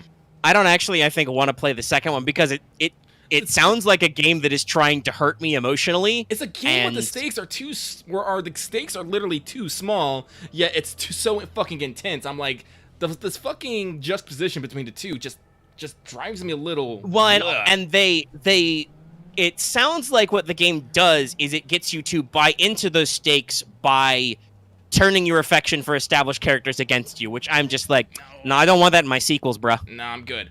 But, no, actually, I guess I will say this. The thing that's been upsetting me more, I would say, is not so much the fact that Last of Us 2 won, it's just that then everyone and their internet friends decided to dogpile on Naughty Dog and Sony and the Game Awards. Well, yeah, and I mean, I think we've talked about this. I do feel like the Game Awards could be a little more transparent about how their voting works. No, actually, I did find this out, actually.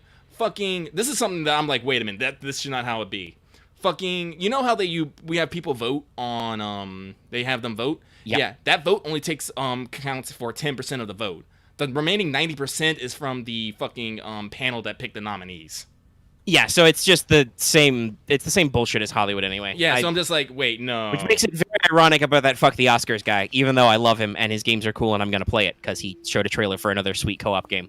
Yeah, so, like that, no, but, but on the other hand, Lucky, I think the direction we're going to go with this, right, is like, but also then what do you expect, right? Yeah. It's fucking industry voting. Yeah, if it's like, here's the thing. People are like screaming left and right that Sony paid off the Game Awards. I'm like, guys, Sony had like 3 console exclusive games on Game of the Year. They didn't have to pay. No, I mean, no. Sony were the real winners because between Ghosts 7 remake and Last of Us, they're fucking killing it, right? Yeah, no, they're fine. Like, these are all either exclusives or first party IPs. No, Sony didn't need to pay shit. They had several of their own games in the stakes.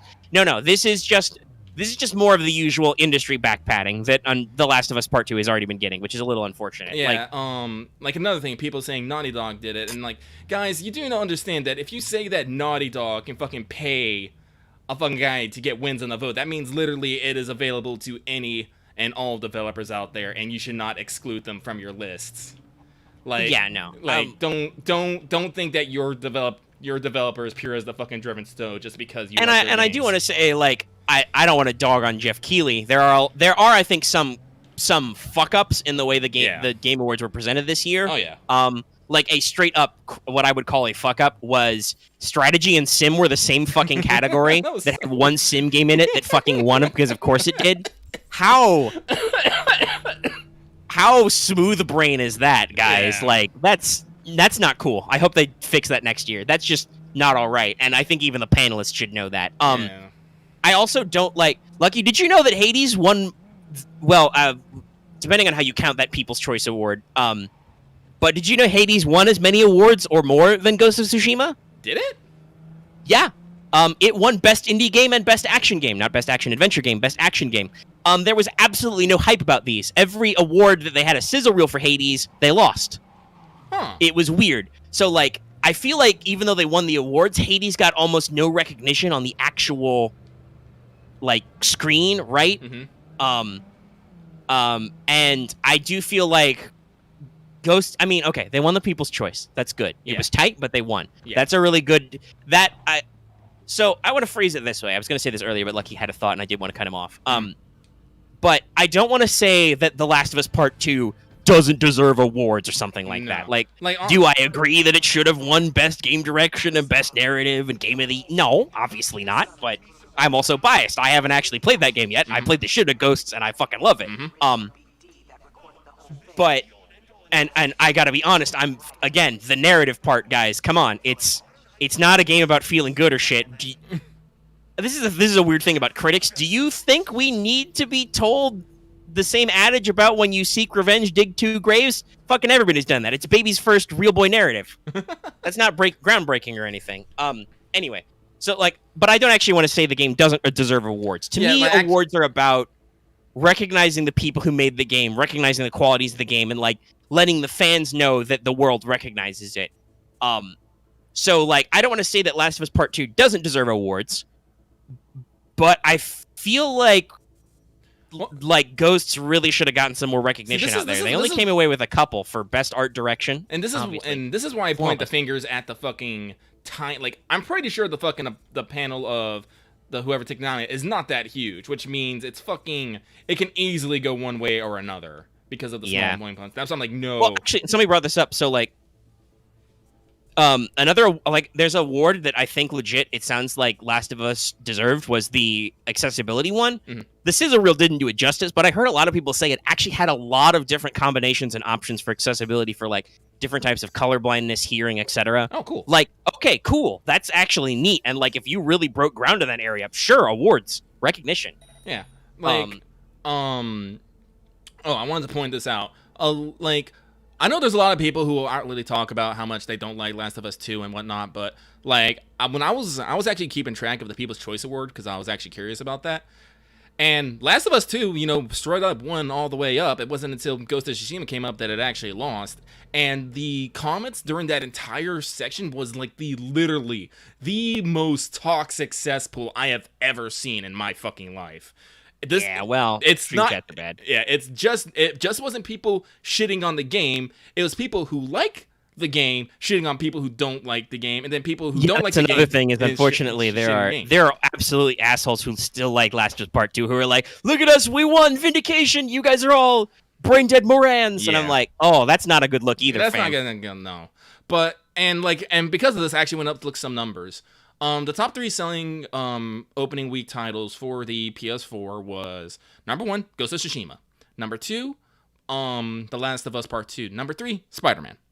I didn't get solid choices. Yep, Spider-Man. I didn't get the numbers, but Last of Us 2 initially broke records with about 4 million units sold in the first week, just the first week.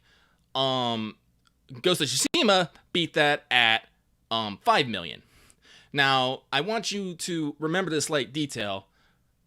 It's still number 2, and The Last of Us Part 2 got its hate train started really super early because they had the spoilers drop like several months in advance. Yeah, everybody leaked that out. Yeah, so despite... You're still going to say people knew what they were getting into, and still a lot of people bought the game. Yeah. So, like, again, fucking...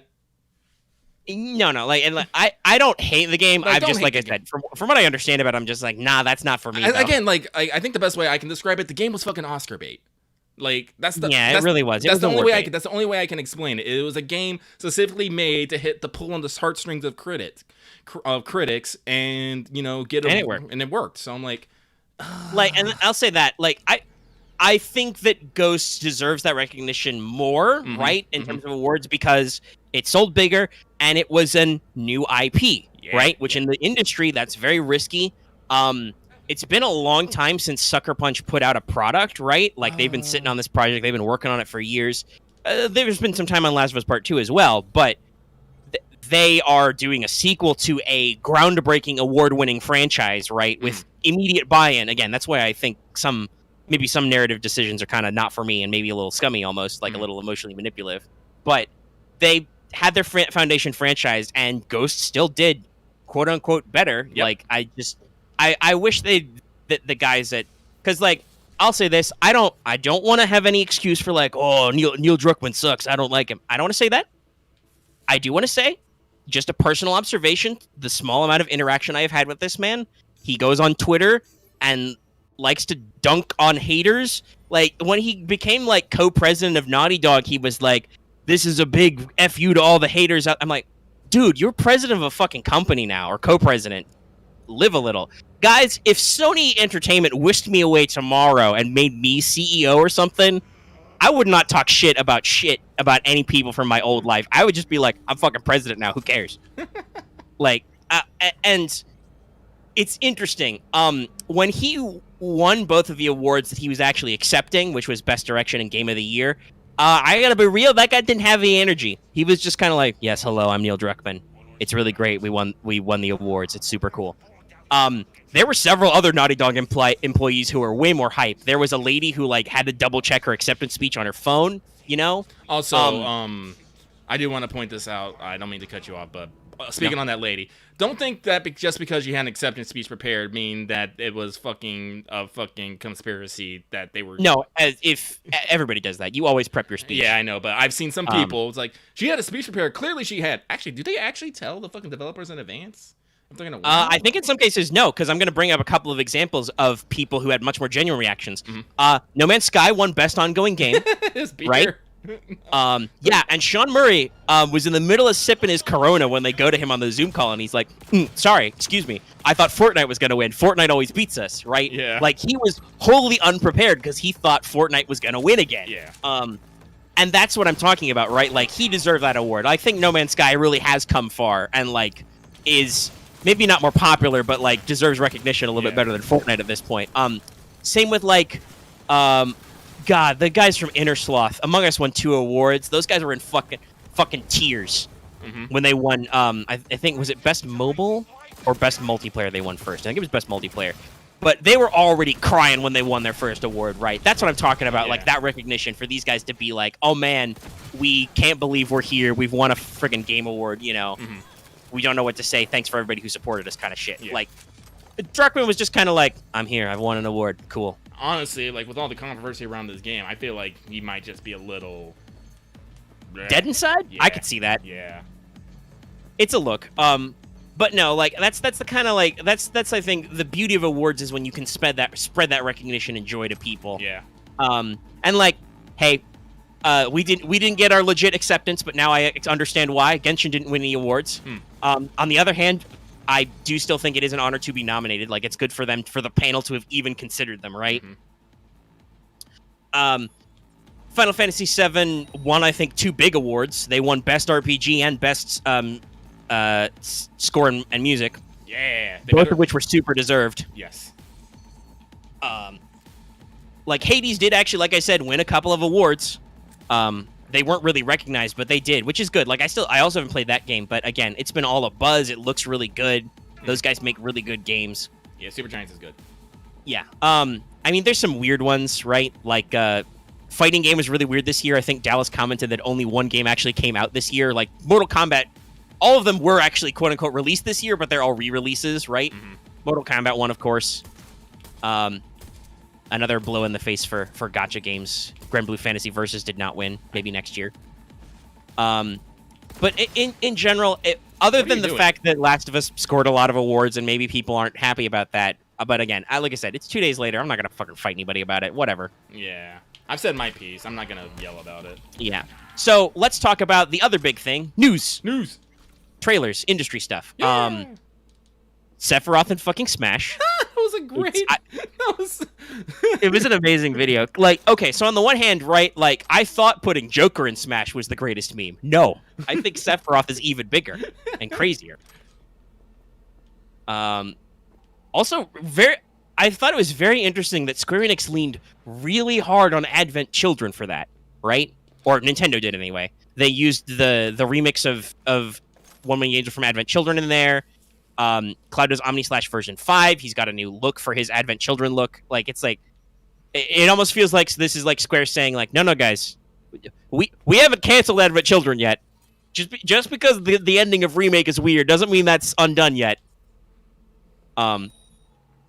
Oh, speaking of but which, yeah, that was a big meme moment. Oh, speaking of which, did I tell you one of the fucking PS2 games I was able to reacquire was Dirge of Cerberus? Ah, neat. Yeah. No, I don't remember if you listed that one out specifically. But yeah, so like that was interesting to see. Inner Sloth showed off the new Among Us map. It's sadly not coming until sometime early next year, so not this month. I was kind of hoping because they started talking about it like late November. But it looks pretty cool. It's the airship from one of the Henry Stickmin Flash games, which are by those people, in case you didn't know that connection. You can get the whole connection for like $12 on Steam right now, I think. 12 to 15. But they're adding new tasks. They're adding ladder effects. They're also adding a new mechanic. You can pick where you spawn. Ooh, nice. Yeah, you get a choice of like 3 different places. It looks like there's going to be new skins, maybe new kill animations. I'm not sure. That might have just been a gag from Henry Stickmin. They had the cyborg right-hand man guy shoot an I-beam and destroy somebody, but I don't know if they'll actually do that for real. But yeah, it looks like there's new sabotages, new tasks, the spawn point system, going to be new cosmetics and stuff. Looks fun. Super excited. Love Among Us. Which preacher? I just got a fresh batch with boys. Oh God. No clue who their daddies are. Oh God. Gonna need more. Sorry, I'm kind of reading about this. Son was Bobby Stone, 12 years old when he died. They're making brain dance of murders of little boys. Jesus. Ugh. Braindance is interesting, but also, ugh. It makes me think of Petals of Eclipse Phase. It really does. Yeah, it's very much like Petals or XP. Yeah. 9430. Like, where you literally, when you do the beta test, fucking Judy is like, puts you in a guy who fucking dies. Yeah. And like, when you get out of that, Via's like, hold on, I need a fucking minute. And Evelyn is like, we're on a clock here. And I'm like, we are not on a clock. Fuck you. 9430. I fucked around for literally, you can do that quest between 6 p.m. and 6 a.m. I think it was 4 o'clock in the morning when I finally got to her. Mm-hmm. I spent, several hours fucking around in the city. Anyway, yeah, Braindance is a little interesting, a little weird. But yeah, no, so, Dragon Age does have a trailer. I fucking called it. Yeah, it was just a cinematic trailer. Varric narrated. They blew the ending of Inquisition because they called Solus the Dreadwolf. Yay. Yay. But other than being called just Dragon Age, maybe? There is no further info. It exists. They're still making it. That's all I wanted to say. And then also BioWare threw us another curveball, which was Mass Effect will return. They showed what looked like Liara digging up like pieces of a broken mass relay or a Shepard helmet and N7 logo. But all we got was Mass Effect will return. I'm just like, okay. Well, this explains Neat. why they're doing a fucking trilogy re-release. Yes.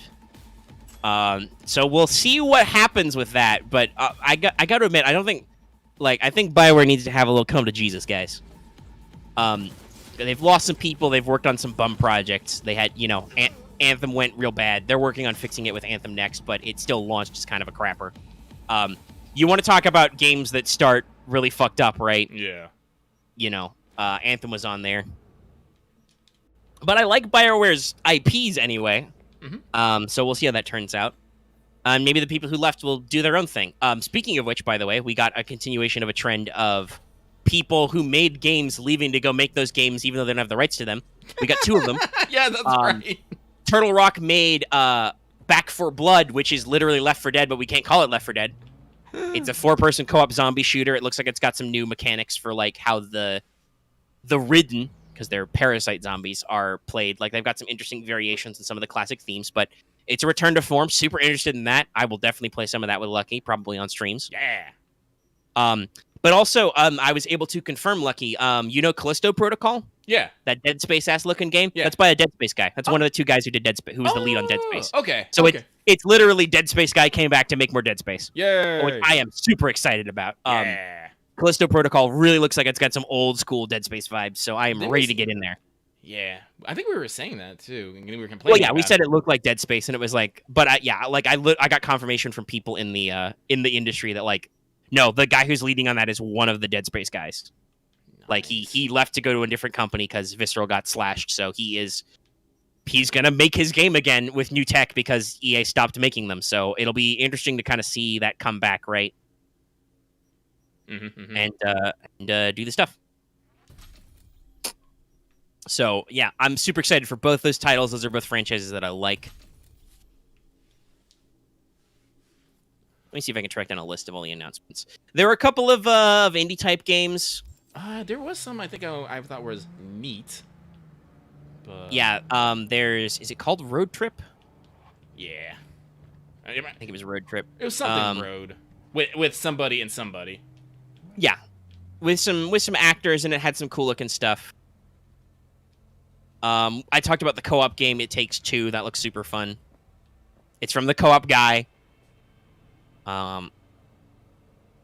There's road trips are a theme, guys. So it's open roads. That's right. It's by Fulbright. They developed Gone Home and Edith Finch and some other games. It's about a mother-daughter team doing investigating.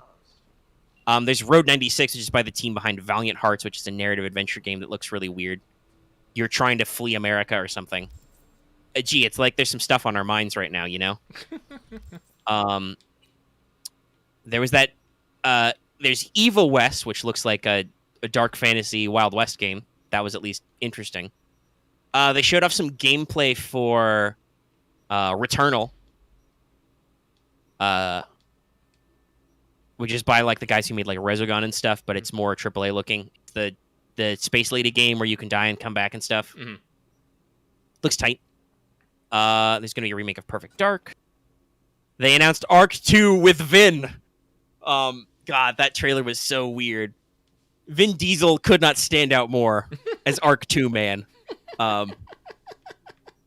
It was just wild. Like Arc 2 did a big long fucking cinematic trailer. It's so weird. They're also doing an animated series. Several people we were watching it live with some folks. Lucky had to leave to go set up his stream, but we were there for a while. Ooh, this gives me a good Several people talked about how it really feels like the Arc devs just got like they made too much money on their game and they don't know what to do with it anymore.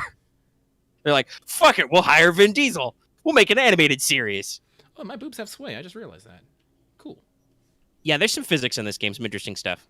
By the way, that's something that after the hotfix I've noticed less of is there's no tits and dongs randomly popping out. Yeah, I had some issues with that on my first stream. I was just like, oh no! YouTube did not get mad. It seems okay. Fall Guys is going to have a winter season. I'm kind of cooled off on Fall Guys, but maybe I'll play a little. They're going to put the Swedish Chef in Overcooked. There was a trailer for apparently the guys who make Black Desert are going to make a single-player game. Yeah, it looks if you don't know that, that's a Korean MMO that's super pretty looking. I'm not going to lie, the fucking game looks kind of awesome, though. Yeah, no, so Crimson Desert is basically, it looks like they're making a single-player focused game in their world, and it plays like a fantasy hack and slasher, but it looks super high res. There's a lot of interesting things. I joked about this on stream. They, like, acknowledge that canons exist and stuff. So they like have some not super common medieval fantasy looking things. Like the game was super motion blurry and shit, but I don't know. Apparently that's their aesthetic. So I'll be interested in seeing that game when it comes out, right? Yep. Lucky has been crafting his outfits. Yes. Though I admit, you will definitely feel that thrift store life because for a while you will be picking costumes. Well, also, honestly, I will also say because I got the subdermal attachment, my subdermal is usually more armor than the rest of my outfit combined. So I might sometimes go from a little bit more form over function at times. So just saying. Like I said, there are clothing shops, and you can buy crafting recipes at clothing shops. By the way, not to mention if you get your craft to a certain level, you'll unlock things. I should double check. I should hit more steps and look for recipes and stuff. Yeah, Now that like, it took me a second to actually be like, how does crafting work? And I'm like, yeah, it's like, brilliant. It's like, easy. yeah, I love like it. here, yeah, here it is. Once you get crafting 6, you just get fucking some free recipes. That's what it was. And But let's see. I've got a big list. Devolver Digital announced a new deck building roguelite called Loop Hero, which I'm like, that seems neat. I think that was in the pre-show. You weren't there for that. They showed gameplay for Near Replicant version 1.22474487139 ... Yes, that's in the name. God damn it, Yoko Taro. So that exists. Yoko Taro just want people to leave him the fuck alone. Basically. There's going to be a dragon riding PvP game, Century Age of Ashes. It completely ripped its aesthetic off Skyrim. It's really interesting to see. Let's see, there's Sephiroth. There was Perfect Dark. They announced a release date for Hood Outlaws, the Robin Hood game. That's going to come out May 7th. That looks okay.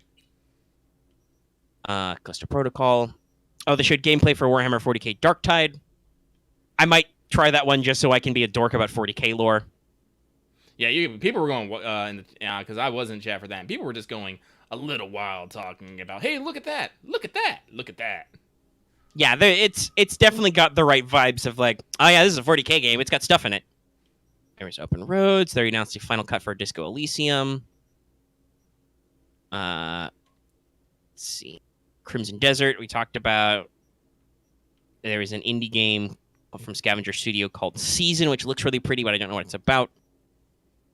Oh, that's right. I reminded that. There was a fucking Call of Duty Warzone trailer that played fucking War Pigs. And I was like, irony is lost on us, isn't it? As they're showing cool Call of Duty stuff exploding, War Man's Go, and they're playing fucking anti-war songs. I'm like, wow, you guys don't understand irony anymore. Let's see, there was Outriders. There's a new Evil Dead game that I don't know anything about. Oh, there's going to be a remake of Ghosts and Goblins. Oh, interesting. Ghosts and Goblins Resurrection.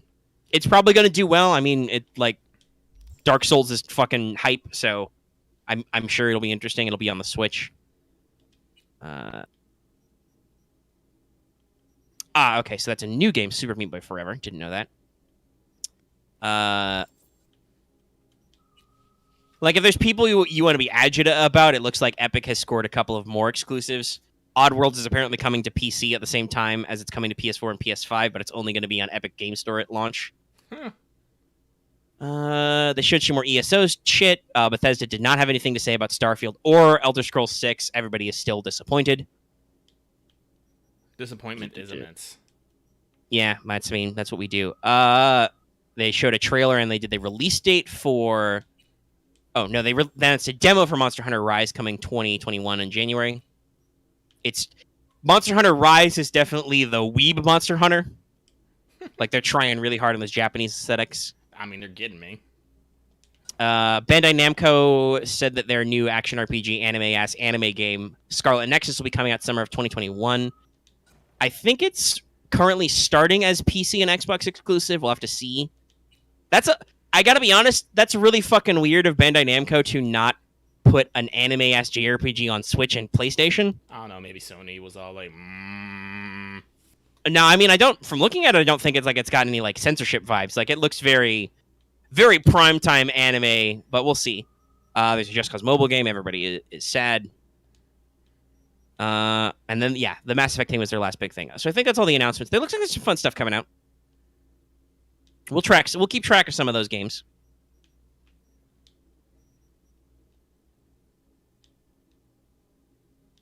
You'll possibly see them on some stream. I don't think that there was...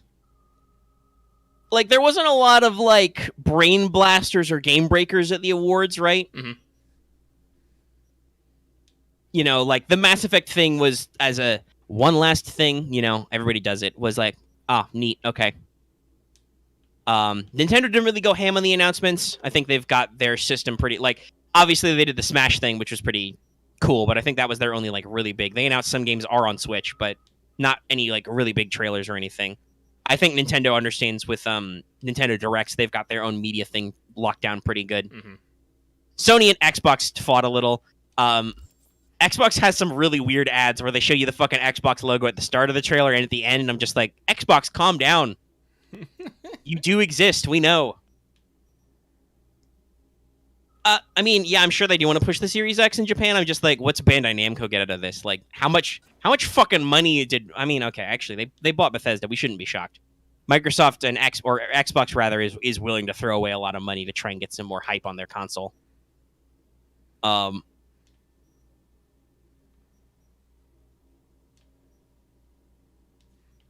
But yeah, I think that's all that stuff. So we're about 2 hours. Lucky, do you have any other stuff you want to talk about? The Game Awards? Nah, not really.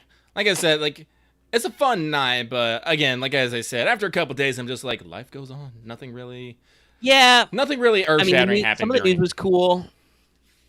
I'm glad some games did win awards after all, you know? Mm-hmm.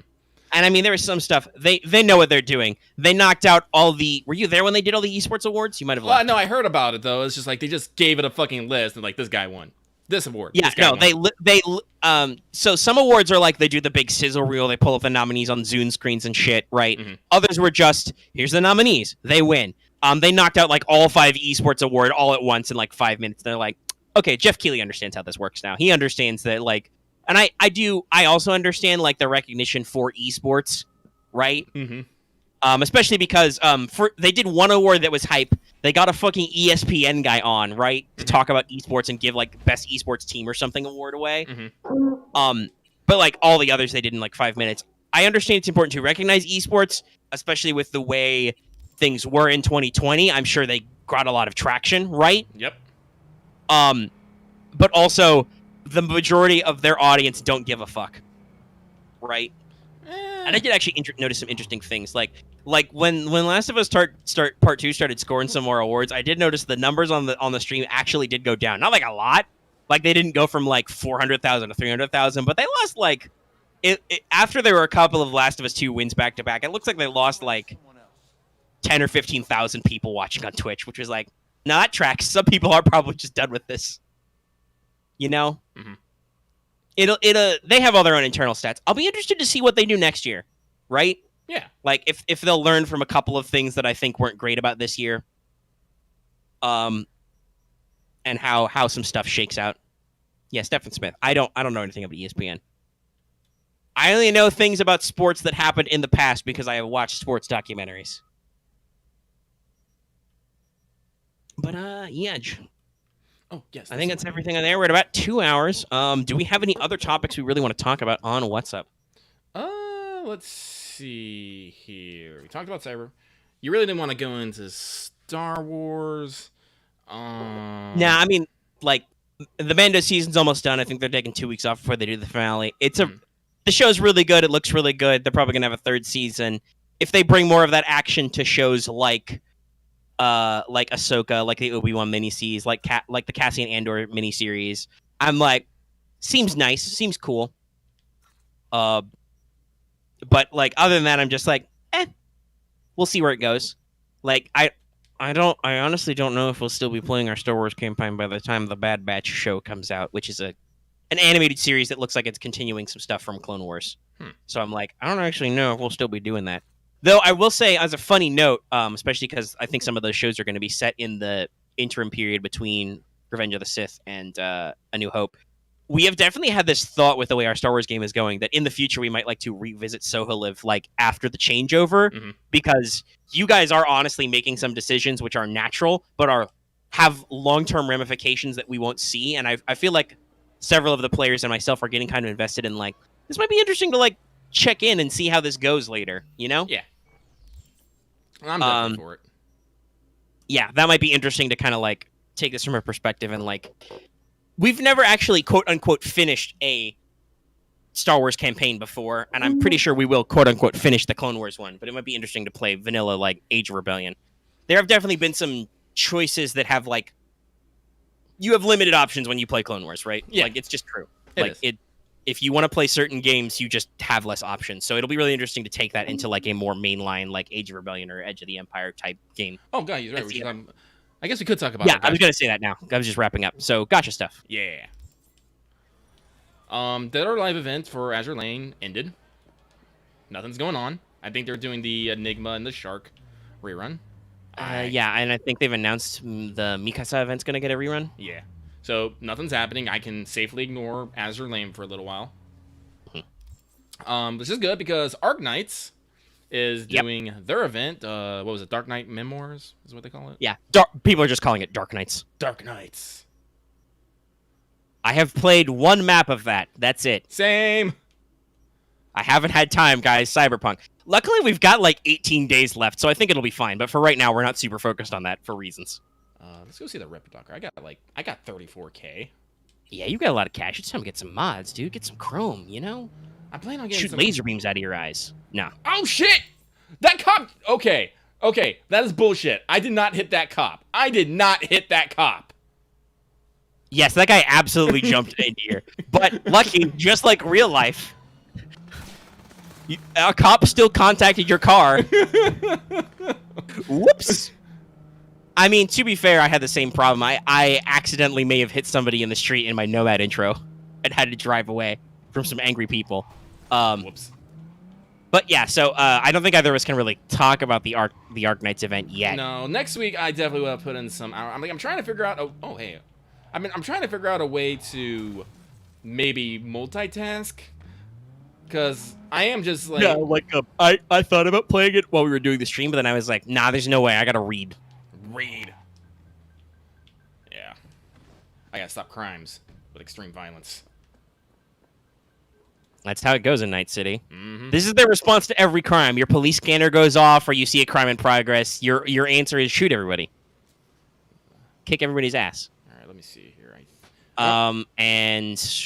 Again, I've been mainlining Spider-Man and Cyberpunk. See, I there have not it paid a lot of goes. attention. If I can shoot them unaware, I can usually Yeah, one-shot you them. get damage. That drops them good. I saved Well, you. honestly, we were talking about grinding hell. Honestly, with the FGO event starting tomorrow night, that's not going to be a huge deal because that's still on my phone. I can totally do lotto farming and stuff while playing Cyberpunk in between gigs and shit. Mhm. Like, that's not a big deal. Also, it does help that I upgrade them. Suppressors. Pay attention to the text on your stuff, because suppressors increase. You make it silenced, but they also, depending on the quality, decrease your weapon damage by like 30%.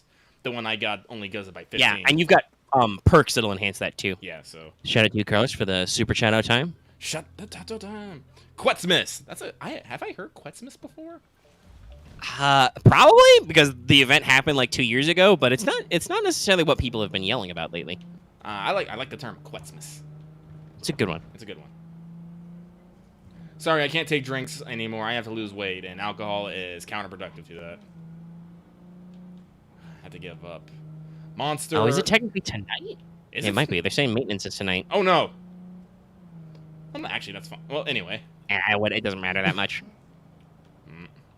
Okay. Also, we need better brakes. We need fucking better brakes. Jesus. Yeah. So while so especially with the PS5 DualSense controller, the triggers are super responsive. Like accelerating isn't hard. At least in your basic bitch car, the brakes are not great. And I got to tell you, I drove an off-road Nomad hatchback piece of shit. It also did not, it didn't give a fuck whether I was on pavement or on dirt, but it also did not corner well. I haven't done a lot of motorcycle driving, but I feel like those are a little bit more responsive. We'll have to see how that works out. I know there are actually a lot of cars. We really probably just need to focus on getting out of the tutorial zone, maybe see that title screen. Because I do believe you can actually. I mean, I know we're both having fun, but it's definitely got some interesting stuff going on. Where there are definitely some mechanics that you just can't access yet. Fucking also. But yeah, CD Projekt Red, please patch your fucking auto fucking map. Oh god. Okay. the map's a little feisty. It's a little feisty. Well, and it tries to draw you routes that you can actually take, but they will snap over real fast. I do like, but though, the crosswalks do have cycles, and you can actually wait for them. Yeah, no, I've done it. Which is good because drivers in Night City do not give a fuck. They will hit you. I have been bonked by a car before. At which point, by the way, I did pull out my Tonto and slash the shit out of that guy's car door. As one does. I was just like, pulled out my knife and just like, fuck you little fuck. You think you could run me over? Ah, yeah. So somebody in chat says that motorcycles are a little less floaty. That's good. That's cool. You know what? Let's go with. Not that I'm not opposed to like big cars and stuff and like owning some nice plush cars, but you know, if you're just hopping around, Oh, I get a need little bike. 8 body for this. That's why I can't get it. Okay. Yeah. Yes, you do need stat requirements for some cyber ups to actually utilize them. What does that lung one do again? I see it a lot, but I don't remember what it increase does. stam regen by 10%. Apparently, I own it. I think I ripped this out of someone's body. I think. You do occasionally do that. You will find mods or straight up cyberware pieces in people's guts that you don't have to buy. You can just install them. Can I get a new? That's why they're called Ripper Docs, man. They got a lot of stuff going on. Maybe I should get the synaptic thing. But yeah, I don't think there's a lot to. Lucky, did you do anything cool in Genshin lately? No, not really. I haven't.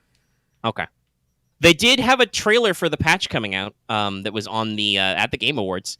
Which, by the way, shout out to them for being like for having the funding and also the wherewithal to actually. They were nominated. They got in there like, fuck, we'll show some videos at the Game Awards. But 1.2 is coming out soon. But yeah, okay. Yeah, I think that's everything I really want to talk about. I know you mentioned it. Do you want to? You've alluded to it before. Do you want to talk about the weight loss thing, or are you fine just mentioning it? It's not really something that's like I would really need to go on big detail. But Lucky recently realized that he is fat. He is actually fat. And I'm like, wait a minute here, because Lucky always considered himself comfortably plump, but this COVID season. That fragile balance, that line I was walking, crumbled, and Lucky's like, closer to 300 pounds than he is not. So it's just like, oh no. Yeah. So, Lucky's that's something that I think a lot of people are dealing with right now. Yeah. So it's been almost a whole year of this bullshit, and people are like, man. So, ideally, what I'm thinking about is over the course of a year, because weight loss is not fast. It never is, and it's never easy. Yep. I'm gonna try and lose about the top limit is 100 pounds. That's the top limit. More comfortably, I want to lose between 70 to 80, get me in right around 200. BMI says I need to be about 180. I'm like, I do not need to be 180. I am 6 foot. Yeah, that's now I'll admit I'm not like super heavy, but I'm also definitely a little pudgy. That's about 180 is about how much I weigh. Lucky like, that would considering you're like 4 inches taller than me. How tall are you again, Lucky? I'm between like 6 and 6'1". Yeah, you're about 4 or 5 inches. I'm 5'8" on a good day. Mm-hmm. Yeah, no, that would definitely be probably a big drop, but BMI is also weird and not necessarily precise. Yeah. What decks do you have? Do you have any? No. Who has an epic deck? Fuck. Here's something that I wish I had. I wish I had a fucking shopping list or a shopping catalog. Who has what? I don't mind if I have to drive there, but I'm kind of annoyed. Yeah, that would be a fun feature. Like, call somebody up and be like, "Yo, I'm looking for an Arasaka Type 14. Where do I find it?" Oh, actually, let me see if I can. Yeah, I mean, that's. I don't need to do as bad, but I've definitely realized, like, man, you're right. I don't.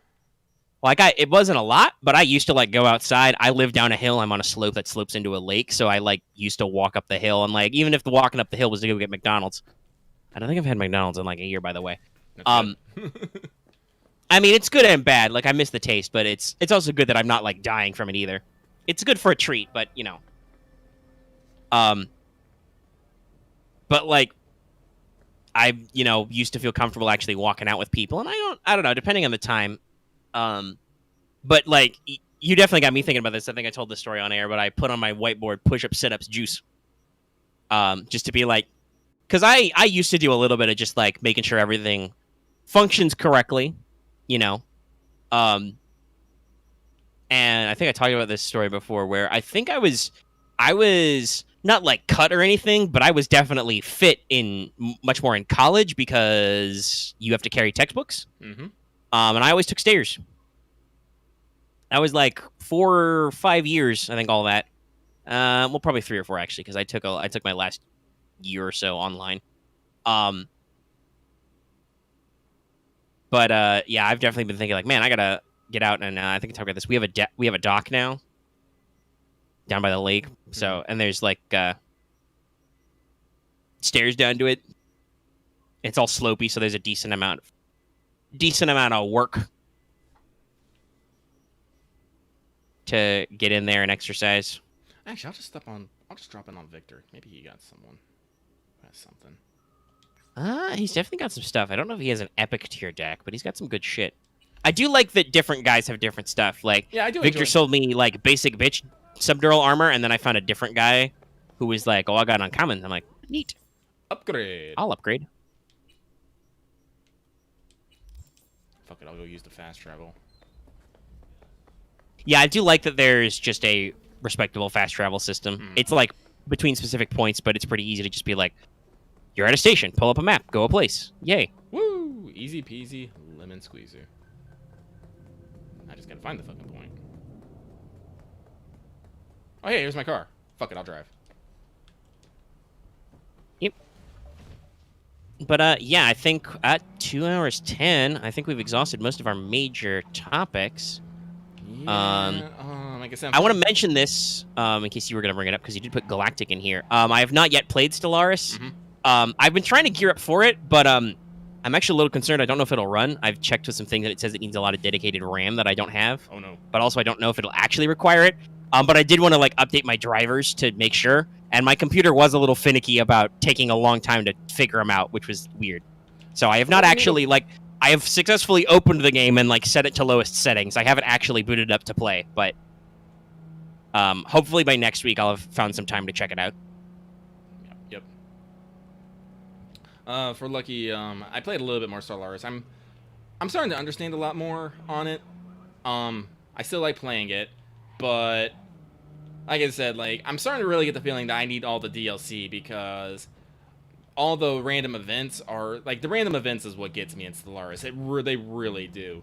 Last playthrough, I was actually hanging out with Omega while he was streaming, and I was talking about how I unlocked a quest line that was like some Cthulhu ass, like fucking deep abyss, like evil entity bullshit. And I'm just all like, this is amazing, and I want more things like this.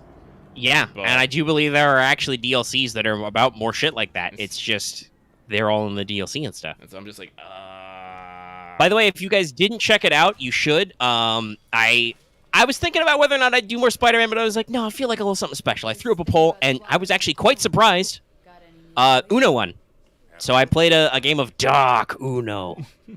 I played Uno Flip with some people. We played for about 3 hours. It was pretty fun. We talk about a lot of stuff, real life shit. oh, you do have it. Like early reviews on Cyberpunk. Lucky was there, and a couple of other people who weren't in game were there. We talk about shit. Politics, life experience, how people feel about things. He does. And also we yell about whether or not somebody gets +5 or not. Yeah, this deck's gonna cost me 25K, but hey, don't skip on tech. Fuck. I just find it weird that I can't sell back. Like Cyberware is when once you buy it, it's just yours forever, and you can. Yeah, swap it I have out. noticed that. There's not real like because these guys have budgets, and I do believe can you sell back like Cyberware mods? Yeah, you can maybe? sell back mods, but you can't sell back Yeah. actual Cyberware. Yeah, it's a little weird. Oh, cool. That oh, I wait. could see being like a future patch thing where they're like, we've decided you can sell back Cyberware. Explosive analysis, target analysis. All your weapons are non-lethal. Headshots do not. But I want my headshots to do additional damage. What's this one?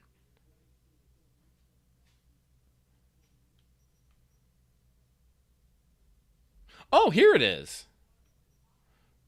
Tabla e Rasa. It is 100k. Restores all spent perk points, allowing you to redistribute them. Okay, there's your respecker. Yeah, it's expensive. That is expensive, Jesus. But it lets you get all your perk point back, which, as we said, you do naturally get perk points. Again, love that feature. That was one of the I don't really want to say Skyrim was like really groundbreaking for RPGs very much, you know? Its skill system, though, is really great. You get skill points for using skills. Mhm. And Cyberpunk is the same way, and I do love that like Oh, I did it. I did a little combat encounter. I did some sneaking. I did some hacking. I shot a guy in the face. You get a little bit of EXP for some stuff, and when you level up, you get some minor percentile stuff automatically, and also it will just give you new perk points, which you can put wherever. You can get good at shooting guys with guns and be immediately like, and I'm gonna put that in hacking. Great feat. But yeah, I don't think we should necessarily linger on the show too much. After our 5 billion year long Let's Talk, I feel like we don't need to like ham it up for like length or anything. I'm trying to think, are there any other big stuff out there? Kids in the comments in the chat, you got anything? By the way, if you're out of stuff to do right now or later, check out Let's Talk FGO if you haven't already. It's out already. It's not 5 hours long this week, so it was actually pretty easy to put out.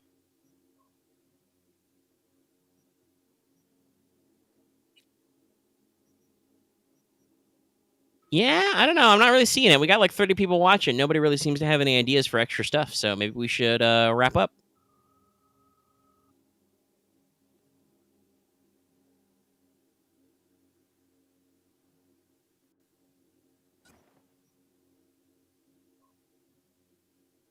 Sound of silence, everybody. Sorry, I forgot I had my fucking mic off. I turned it off to yell at someone real quick. That's okay. I figured it was something like that. As I just see Lucky feverishly looking through like shop windows and loot and stuff. Mm-hmm. But yeah, what do you think? Should we just let's wrap it up? Let's wrap it up. All right, I'm gonna eat dinner and go back to playing Cyberpunk. Okay. So, all right, everybody. Thanks so much for tuning in to another What's Up Live. Really glad to have you here. Had quite a few people. Took a little pick off, but there was about 30 of you, I think, peak. A lot of playbacks. Thanks so much for tuning in. I'm glad you guys enjoy this format. It's a really good idea Lucky had that people do actually seem to like. And I hope you enjoyed my weird, wacky thumbnail. I shoot myself in the foot every time I do that because I have to like go back several weeks to find a clean version. But, you know, it's more eye-catching.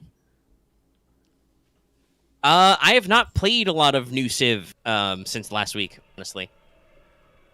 So yeah, no new things to say about that. Also, I gotta be real, I'm not gonna play Doom Eternal on Switch. That seems weird. Nothing against the Switch, love mine. Alright, let's do the wrap-up, though. Yep. So, if you're watching this video on YouTube, be sure to give it a like if you liked it. I see some people have already left some likes, that's great, love it. If you have any comments, if you're watching the VOD, you can leave them in the comment section down below. We love reading your comments. You know, there was a live chat here. It was live. It's great. If you're new here and haven't already, please subscribe to our channel. We're getting really close to 3K. Yeah, 3K. That's the number. We'll do some fun stuff that week if we do. And, you know, it helps us out, grows bigger.